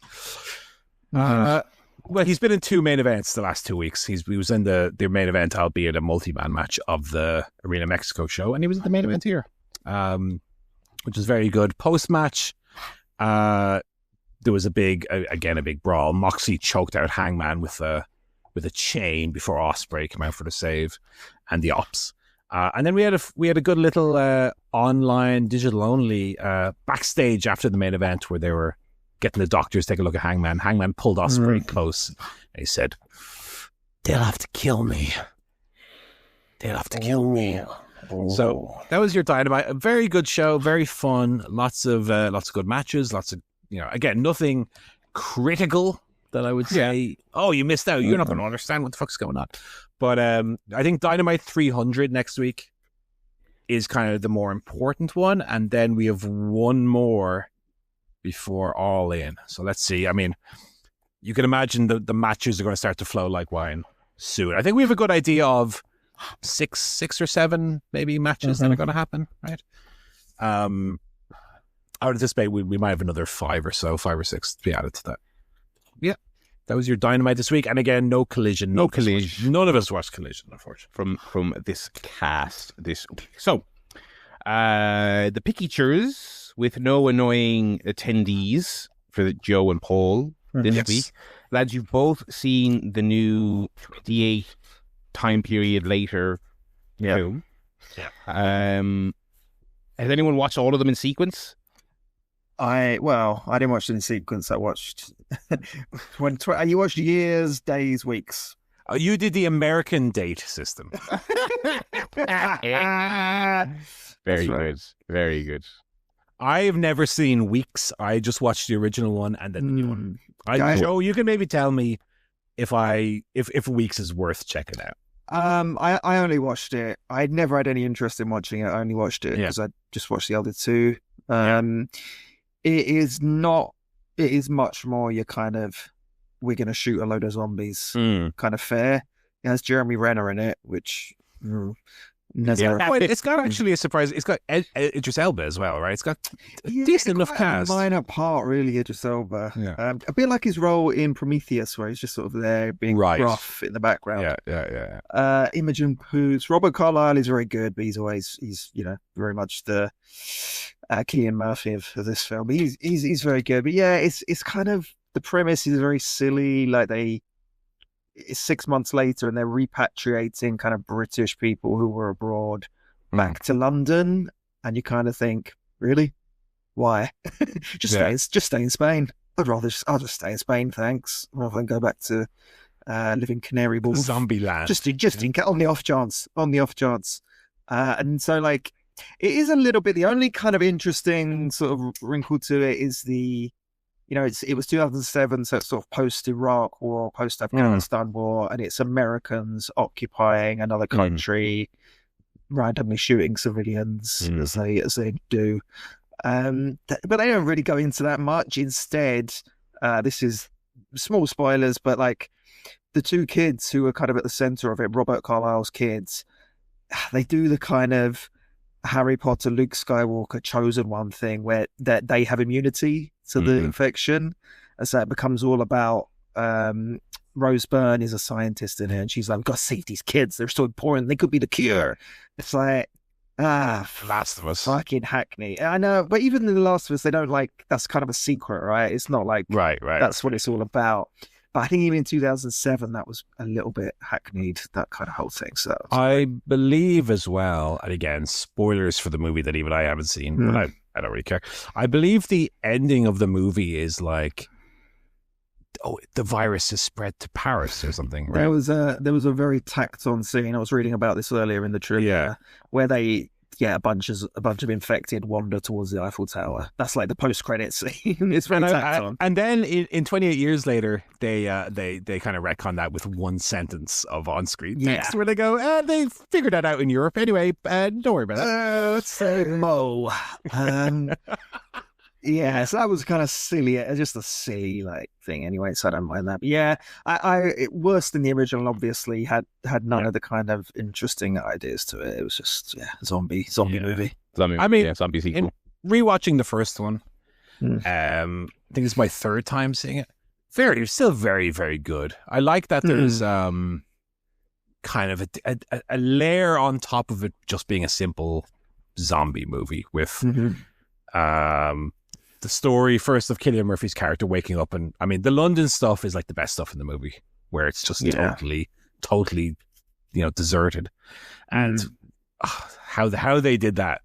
I know they were like shooting at like 4 a.m. in the morning or something, like a miracle, because there's a lot of shots in London. It's not just walking across the bridge towards. Yeah, it's like Piccadilly Circus and a lot of fantastic stuff. But I love, they he meets up with Naomi Harris's character and Brendan Gleeson doing half of the time an English accent and half of the time just his normal voice. I think when I first watched it, I didn't realize he wasn't a Londoner, so it didn't bother me. Watching it again, I was like, oh dear.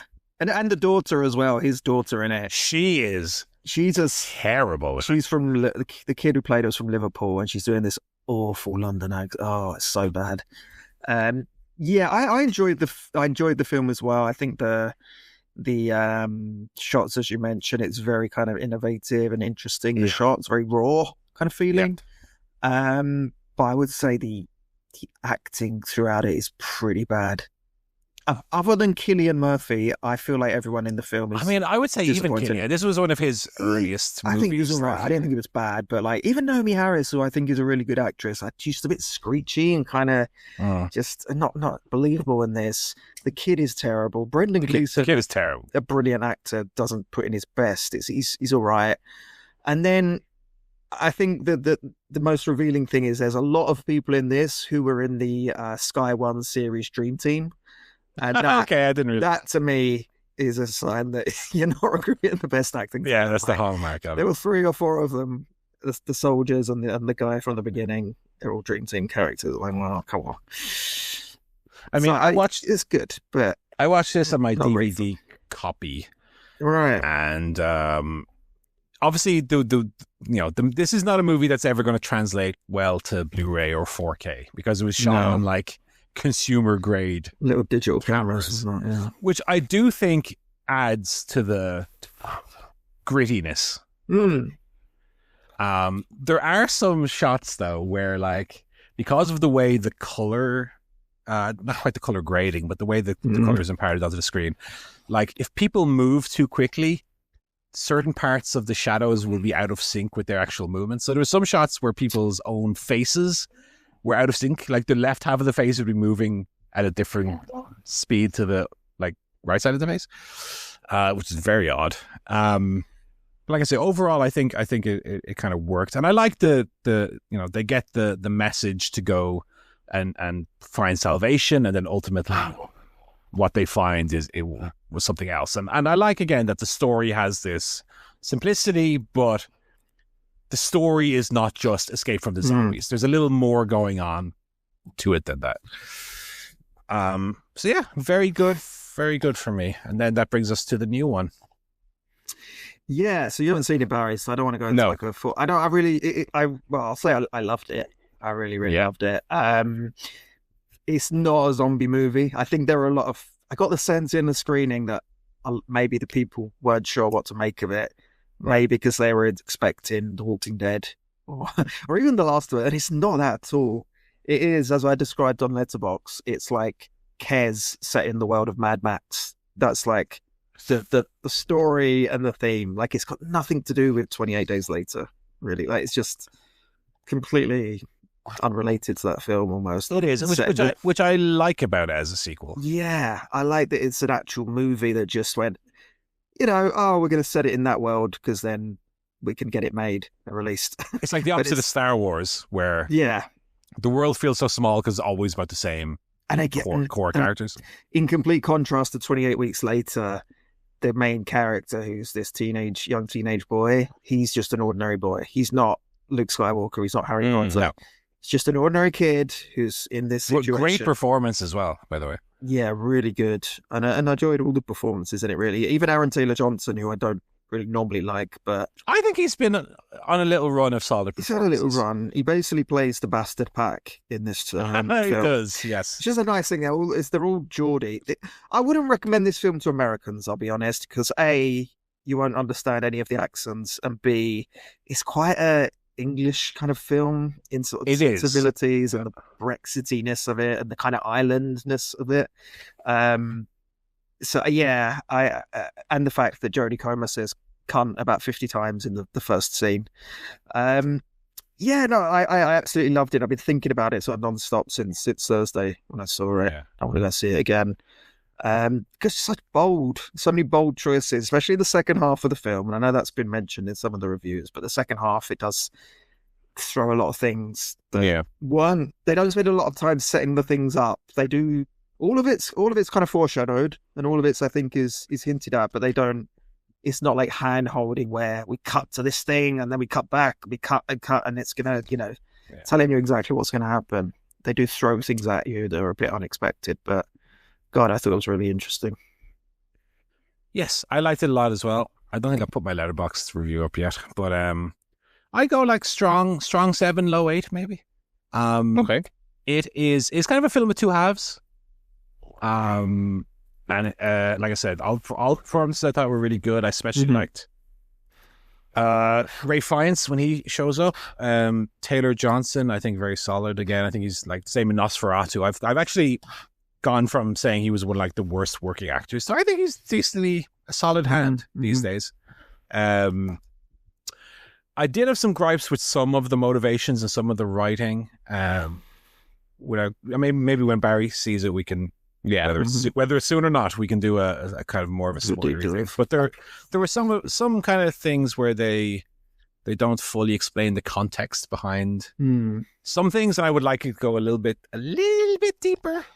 But I mean, I was on board with the journey. I mean, to give the really most basic of basic kind of summaries, Spike is the main boy's name. He's the son of Aaron Taylor Johnson and Jodie Comer, and he's kind of becoming of age. And I guess in their community, one thing you do when you become of age is you start to go out with the older people on kind of patrol on the mainland, right? They live on a offshore island that's kind of like stronghold. And that's kind of the plot, right? I mean, and other things develop from there. But I particularly liked the first half. I particularly liked his adventure as they go to the mainland and the things that they come across. And then the second half, there were elements of it that I enjoyed even more than the first. But I think overall, maybe I maybe preferred the simplicity of the first one. Everything in the film with Ray Fiennes, I thought was excellent, and kind of thematically, that was the stuff of the movie that worked the most for me. Again, we don't want to spoil anything here, but there's themes of the movie touch on kind of our understanding of death and kind of how we react to it in a world. I mean, again, this is a society where already they are. You see from early on in the movie, kind of the older members of society have kind of moved into a different kind of role than like Aaron Taylor Johnson is still very much a gatherer, a patroller, a warrior, and you see kind of the olders are moving into being teachers or building, making the arrows, and there is kind of a circle of life theme going on, which ties in later in the movie in a more, I guess, spiritual way. And so the movie is very, like the first one, is very serious and very kind of thought-provoking. Like Joe says, I only saw it today, but I'm kind of thinking about some of the themes in the movie. There is one bit in the movie which kind of stands out as being very different from the rest of the movie. Joe might know what I'm talking about. I don't want to even necessarily say when in the movie it happens, but I hated it. And I thought it I don't understand why it was put in there. It was very, very goofy and very, very silly. I can see some people enjoying it for kind of how crazy and how kind of camp and weird it was, but like for me, it didn't fit in with the rest of the movie at all, and kind of not even ruined. I still very much enjoyed the movie, but I was like, fucking cut that out. I'll come in and do a director's cut, and you just get rid of that scene. I think I know what you're talking about, and I think I at first thought, well, this has ruined the movie. What have they done? What are they doing here? And then I was like, it went so far. I was like, actually, no, this is brilliant. It went all the way around to me. I was like, actually, no, this is great. That's cool, but you know, watching the first, because I watched the first one like 2 nights ago, I think. And one thing I love about the first one is just how grounded in reality is. Albeit, okay, it's a little bit heightened. You have Cillian Murphy run around shirtless, killing people. Okay, I get it. But like the movie is still rooted in a realism and so on. There's elements of this movie, that scene in particular, where it kind of steps too far outside of that for me. But overall, very, very enjoyable. I mean, I was totally on board with it for, like I say, 99% of the runtime. I think, especially towards the end, there's some like really fucking great stuff, some great imagery in there as well. Not too gory as well, I would say. There's parts where it's pretty gruesome, but nothing I couldn't take. Yeah, one or two scenes where I kind of was rolling my eyes a little bit. But overall, very, very, very good. And I'll say no more about it. I mean, again, something that I'd like to dive a little bit deeper in if we get a chance over the coming weeks. But I mean, it's a film that you could say a lot about, and I mean that as a positive for sure. Yeah, even the things you don't like, I say, are at least interesting or provocative. You know what I mean? 100%. That's the best thing you can say about a movie. It might not be perfect, but at least it's trying to be interesting. Yeah, aside from that one thing, I think it nailed it. I think it was like we say, pretty much everything was bang on. Like it was. I would almost say if it weren't for that one little moment, and the bit I'm talking about, by the way, is like fucking 1 minute of screen time. I don't overstate. We're talking about the end, right? Yes, I didn't want to outright say the end, but well, I was just pretty sure. Yeah, towards the end.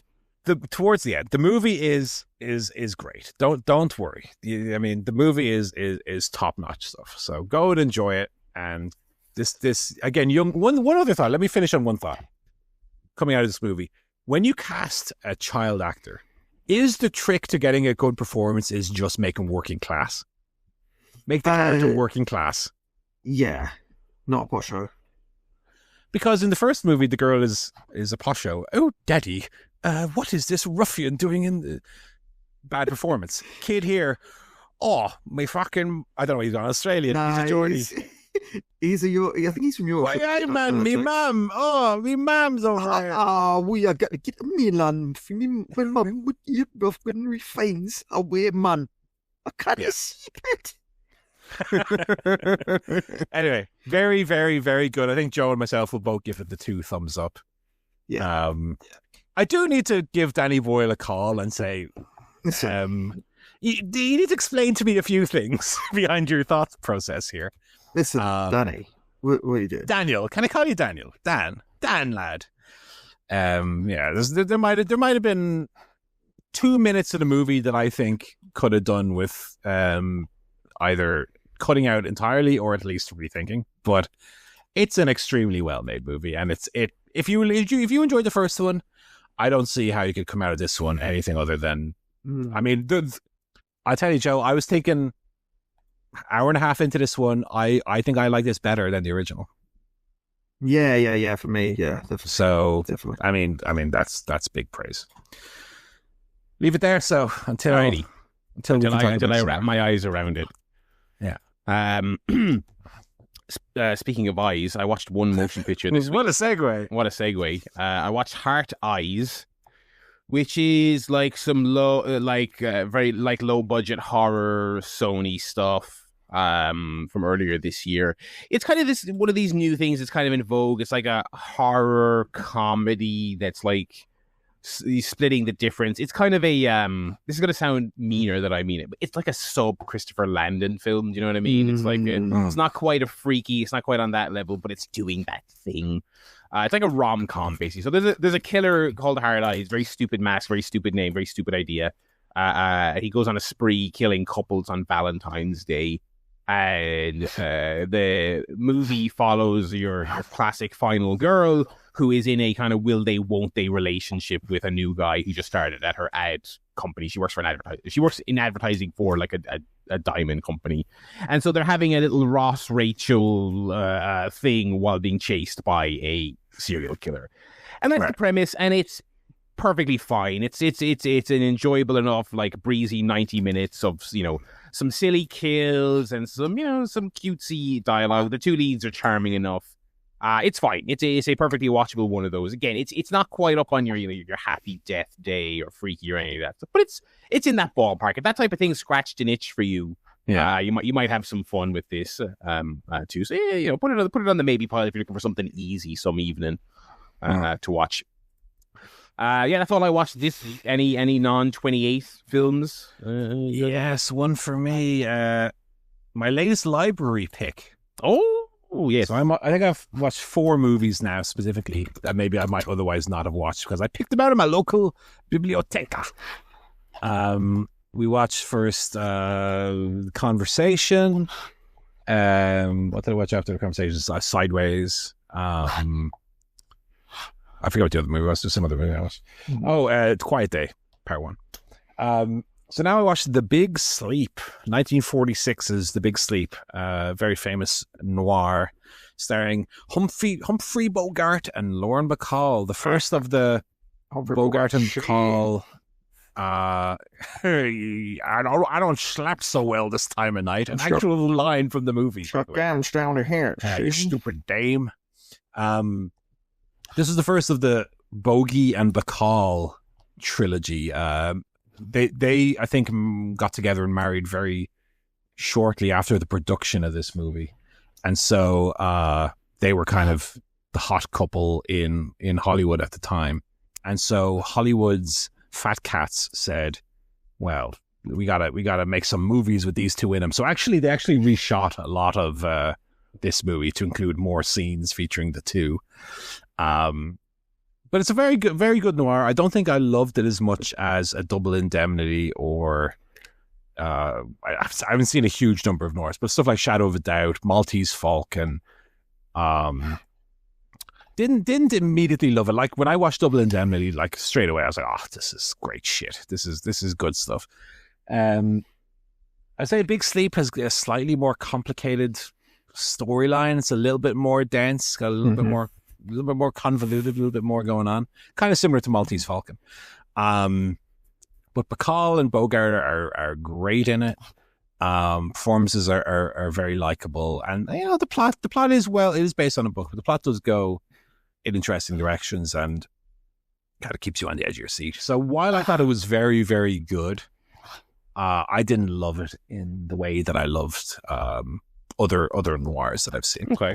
So I'll give it a big thumbs up. I went an 8 on it. Not quite the 10 that a lot of people would give it, because it is regarded as one of those great 40s movies. It's very good. It's worth a watch. It does feel slightly longer than its runtime. Is one thing I'd say about it. So hour 55, but it's a long hour 55. But good performances, good writing. Men slapping women, all the stuff you look for in a good 40s movie. Hey, shut up you, or I'll slap you around. The amount of stuff that they got away with back then, absolutely unbelievable. That's the one thing I don't like when I'm watching those old movies. Hey, don't talk to me that way, you got me in a slapping mood. Fucking ridiculous. Anyway, the movie is very good. We'll leave it at that. Alrighty. That is movie guff for the week. Telly guff. I haven't really watched any telly yet. This week, other than the usual stuff from King of the Hill and stuff like that. I'm watching the usual Taskmaster. The usual suspects. Yeah. Another very good Taskmaster. Only one left, Joe. So. Yeah, it's been a very good season. Very fun. It has. Not too many duffers. Thumbs up on it. And then I might go back and watch seasons 15 to 18, which are the only ones yet left that I've not checked out yet. Mm-hmm. I have started watching the new season of The Bear. Oh, yeah? Yeah. I've watched the first 3 episodes. It's okay. It's very similar feeling to season 3. Oh. It's maybe has a slight more of a feeling of like forward momentum and progression than season 3. Okay. But it's still very we'll open with a 5-minute slow montage of Ayo Edebiri like cooking a salad and what's that odor? Is that the smell of her own farts? Divine. You know, it's a very own fart smelling show still. The pacing is very strange as well because the episodes are all like 30 minutes. And within that 30 minutes, the scenes are very long. So you feel like you only get 4 or 5 scenes, and then the episode's done, and you're on to the next one. Yeah, which might lend itself to binging, but I'm not a very good binge watcher, to be honest. One thing I'm realizing this season, I should have realized it a while ago, is that like the Carmy character is like a total fucking idiot. Anytime anyone has something to say to him, he just like sits there staring into nothingness and goes, well, I don't know. And people are like, well, what do you want me to do? What do you want to do? Good chef. He's like impossible to talk to. He's like the most annoying idiot. And I think 4 seasons deep, we're kind of at the point where like, right, like this is I do think we need a bit of progression and stuff. Like, yeah, I mean, obviously your review here, but also just like the early word on this. I someone who was so disappointed with the last season. The early word of mouth on this has not exactly got me licking my chops to. No, yeah. It's okay. It's watchable. I mean, I don't particularly have anything good or bad to say about it, which is kind of the worst case scenario in a sense, right? I'd love to come on here and discuss how bad or how annoying it is, or how it's a return to form. I mean, to just come on and say, yeah, it's fine, it's good. I mean, I don't really have much to say other than that, which is kind of a problem.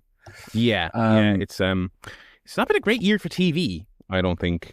One thing I will say about it is this is like episode 1, so this is like right off the bat. I'm not spoiling anything here, hopefully. Season 3, I don't even remember how it ended, but I remember a lot of the talk about season 3 was it felt like half a season. It felt like it didn't tell its full story. Season 4 opens just like a completely new thing. It doesn't appear to really continue anything on from season 3. Season 4 opens with Uncle, whatever his name, comes in.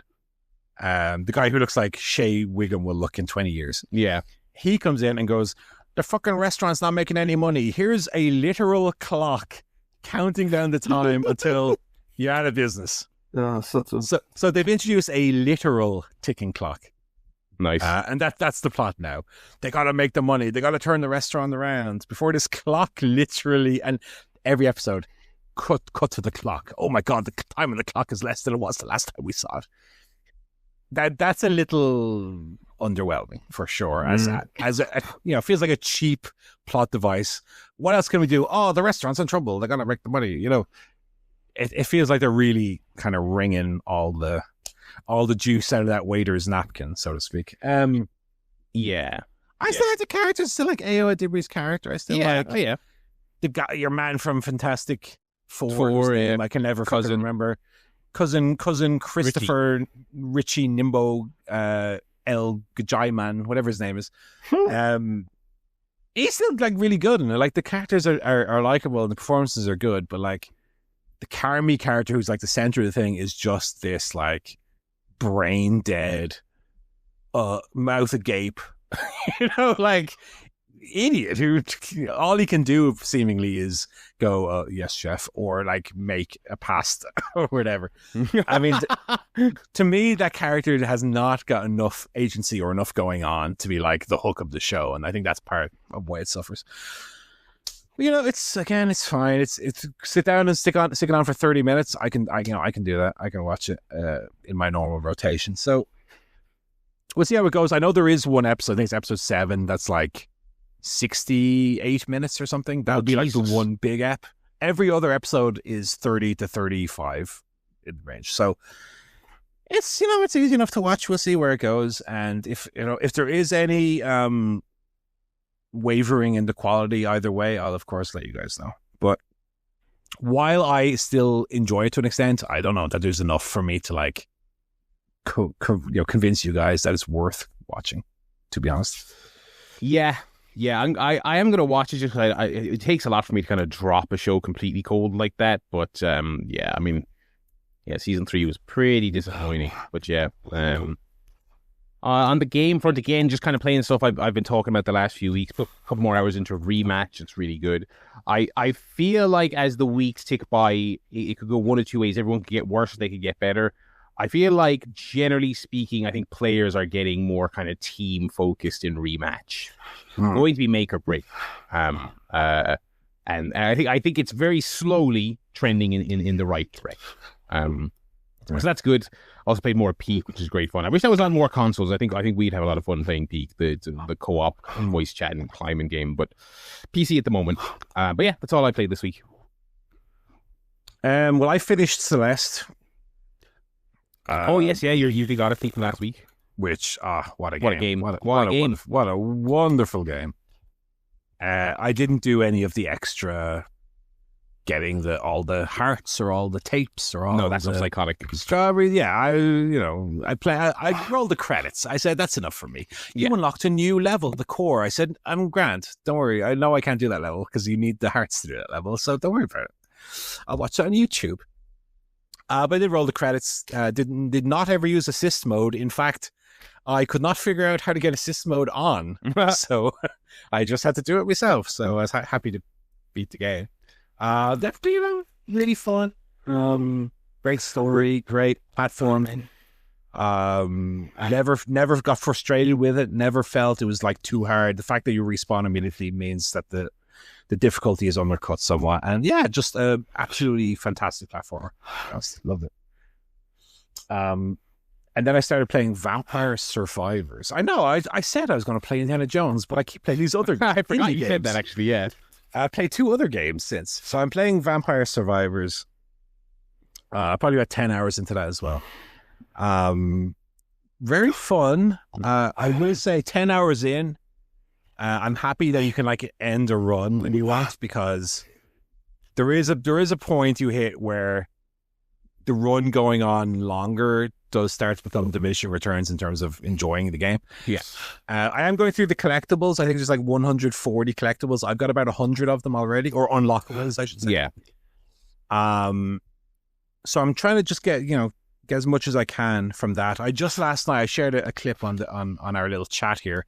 That was my first time getting 6 evolved weapons all at once, and I just left the controller down. I think for the last 10 minutes I didn't move and didn't get hit by an enemy, which was cool. Yeah. But it's a very fun game. I mean, I like that it's called a bullet heaven as opposed to bullet hell, because there's one control in the game, which is move. You just move the left stick, which also, from my point of view, the perfect game for like play it one-handed and in your other hand a lovely sandwich. Yeah. So move is the only control, and everything shoots automatically, and you just pick up new items and weapons, and when you defeat enemies you pick up the XP gems they leave behind and level up, and you got an even stronger weapon. Thank you very much. Before you know it, the screen is just exploding with numbers while you do literally nothing. Yeah. And then if you unlock a new unlockable, you say, I got a new character, let me do a run with that character, and you get more and more unlockables for survive for 15 minutes for this character, or get this character to level 50, and then as you get deeper into the game, you unlock hurry mode, which means that while the timer goes at the same time, you and the enemies move at like twice speed. It's easier for you to level up more quickly, and so you can get the unlockables more easily. And so it is like Balatro. It's kind of a unique take on the roguelike game of you start a run and who knows where you're going to end up. I feel like it's a little less random than Balatro because there's not 150 jokers. There's like, 20 different items you can get, so 20 or 30. So it's a little more straightforward in that way. But the different combination of levels and players or player characters and combinations you can make keep it relatively fun. So I'm just at the point where I unlocked the yellow, whatever it's called, yellow something or other. In when you go to the level, moon, is it the moon glow level, where after 15 minutes you get transported to this other world and you unlock a special weapon. So I don't know. So I think I'm on the way to, like, again, rolling credits on it. I don't know how deep I'll go into like getting every unlockable, because it does seem like there's a lot of get these 50 characters to level 50. Like, I don't know if I have the patience for that. Yeah. But I'm still enjoying it. I haven't quite reached the point where I'm like, I can't be doing these runs anymore. It was very fun. Yeah, it is like they've just made it a slightly more gamified version of like Cookie Clicker and stuff like that, and idle games of that ilk. It's like, what if that was slightly more of a game? I loved it when it first blew up. I didn't kind of get as addicted to it as I think a lot of other people did. It has a lot of secrets in it and stuff like that, and I never really discovered a lot of them. It also has, because this game is like £3. It also has a bunch of DLCs that are like €1 each, which is cute. There's actually, if you do get thoroughly addicted to it, you can spend an extra few bob and play a bit more of it. But it's also on phones, which I thought would be like a breakthrough mode. No, kind of the opposite. I kind of thought the opposite. Okay. I was like, this will be like crack forever, but it's not hard to play, obviously, because it's the same control. But it's like the vertical format just doesn't work quite as well as you'd maybe think. So I never like turning my phone to do anything. It's kind of like Balatro, where it's like, it's cool on the phone. It's cool that you can get a little fix whenever you want, but it's like, it's not really the way you want to play it. But yeah, Vampire Survivors is a great crack, to be fair. And again, it's a big success story indie game that is like free. Right. Yeah. So yeah, that is the game guff for the week. Kind of a rare, kind of brief, quiet window at the moment. I feel like there's some big games around the week. Of course, Death Stranding just came out, but I'm kind of, the reviews are incredible, but I'm just kind of like, I put my 10 hours into that first one. I just didn't quite get there with it. So that one's passed me by, I would say. That's going to do it for this week's show. We will be back next week with the more fun and games. We're ticking down here to All In. I was about to say WrestleMania there, but better than WrestleMania. Yeah, better. Yeah, All In. A good thing we'll be watching. We will be back with more game golf and movie golf and all the other fun and games you've come to expect. Very good. So I love your little Guy Pearce. Well, you posted that earlier. That's good. That has to be. I made that. You made that. Oh yeah, yeah. That's your handiwork. Yeah. Credit Paul Griffin on the little 10% of that. Absolutely. This is a cheap. This is Letterland. Oh my God, Joe, did you have Letterland in? I think so. Let me tell you a brief Letterland story. Oh hell yeah! Before we finish up. So when I was in school, very, very young, we obviously used this book. This is a book called Letterland, where you learn F for fireman. I'm looking at fireman there. A apple. I think it was like Annie Apple or something. Yes, they were little characters basically. F fireman. I think he was the one that didn't wrestle Undertaker. Yeah, I forgot his name. E for elephant, C for cat, whatever. T. Why is T just a girl? That's ticking Tess. Ticking Tess. With a clock in her hand. I think there was also a male version of T, Ticking Tom or something. Yeah. Because when I was in senior infants, which is like when I was 6, let's say, I don't know what the equivalent in the UK or in the US would be. I was 6 years old. Mm-hmm. We had one of those little recitals at school where all the kids get up and do a song or do some kind of, I don't know what we did. But I remember my class did a little Letterland thing. And I remember I was one of the T's. I was Ticking Tom or something. And what it was I just had a little sheet of paper over my head with a T on it. I don't think there was much more to it than that. Did they not even give you a clock? I don't remember if I had a clock or not. I'm not sure, to be honest. Maybe I did, maybe I didn't. Find out next week. Yeah, I'll go through the CSP archive, see if I can find any proof of whether I had a clock when I was 6 at this little child thing. But also, I remember thinking this at the time when I was even a kid. I was like, T is the fucking worst one. Like, what? It's just a person with a clock. It's not like a cool. But the thing about Letterland is we all have nostalgia for it, but it's all just like people. And like it's like the bunny rabbit is just like it's funny. Oh, C for cat. There's nothing clever about any of it, you know. Yeah, but I just don't want to be a boy with a clock. I don't think I even had a clock. But if only you could have been you for Undertaker. I tell you what song we did. Was there a song with Letterland? Maybe it was just the standard A, B, C, D, E. Maybe we just did the A, B, C, D song, A, B, C. And I think I put my arms out like a letter T, possibly. I don't know. If you learned the alphabet as a child, ChairShotPodcast.com. Email us. Let us know what book you read. Did you get as far as the end? Turns out the Z did it. Did you ever visit Letterland with The Undertaker? Did you ever visit Letterland? ChairShotPodcast.com is where you can email us. It's also where you can check out in real time the Fantasy League table, including those trades that we just did earlier on the broadcast. And also check out youtube.com/ChairShotPodcast for full episodes and shorts. Oh my God. Short form video. We're pivoting to short form video. It's where all the money is. It's where, it's where the money is made on the internet. Thanks very much for listening, folks. We will be back next week. Until then, it is goodbye. It is goodbye from Jay. Goodbye. Wet and Paul. Goodbye.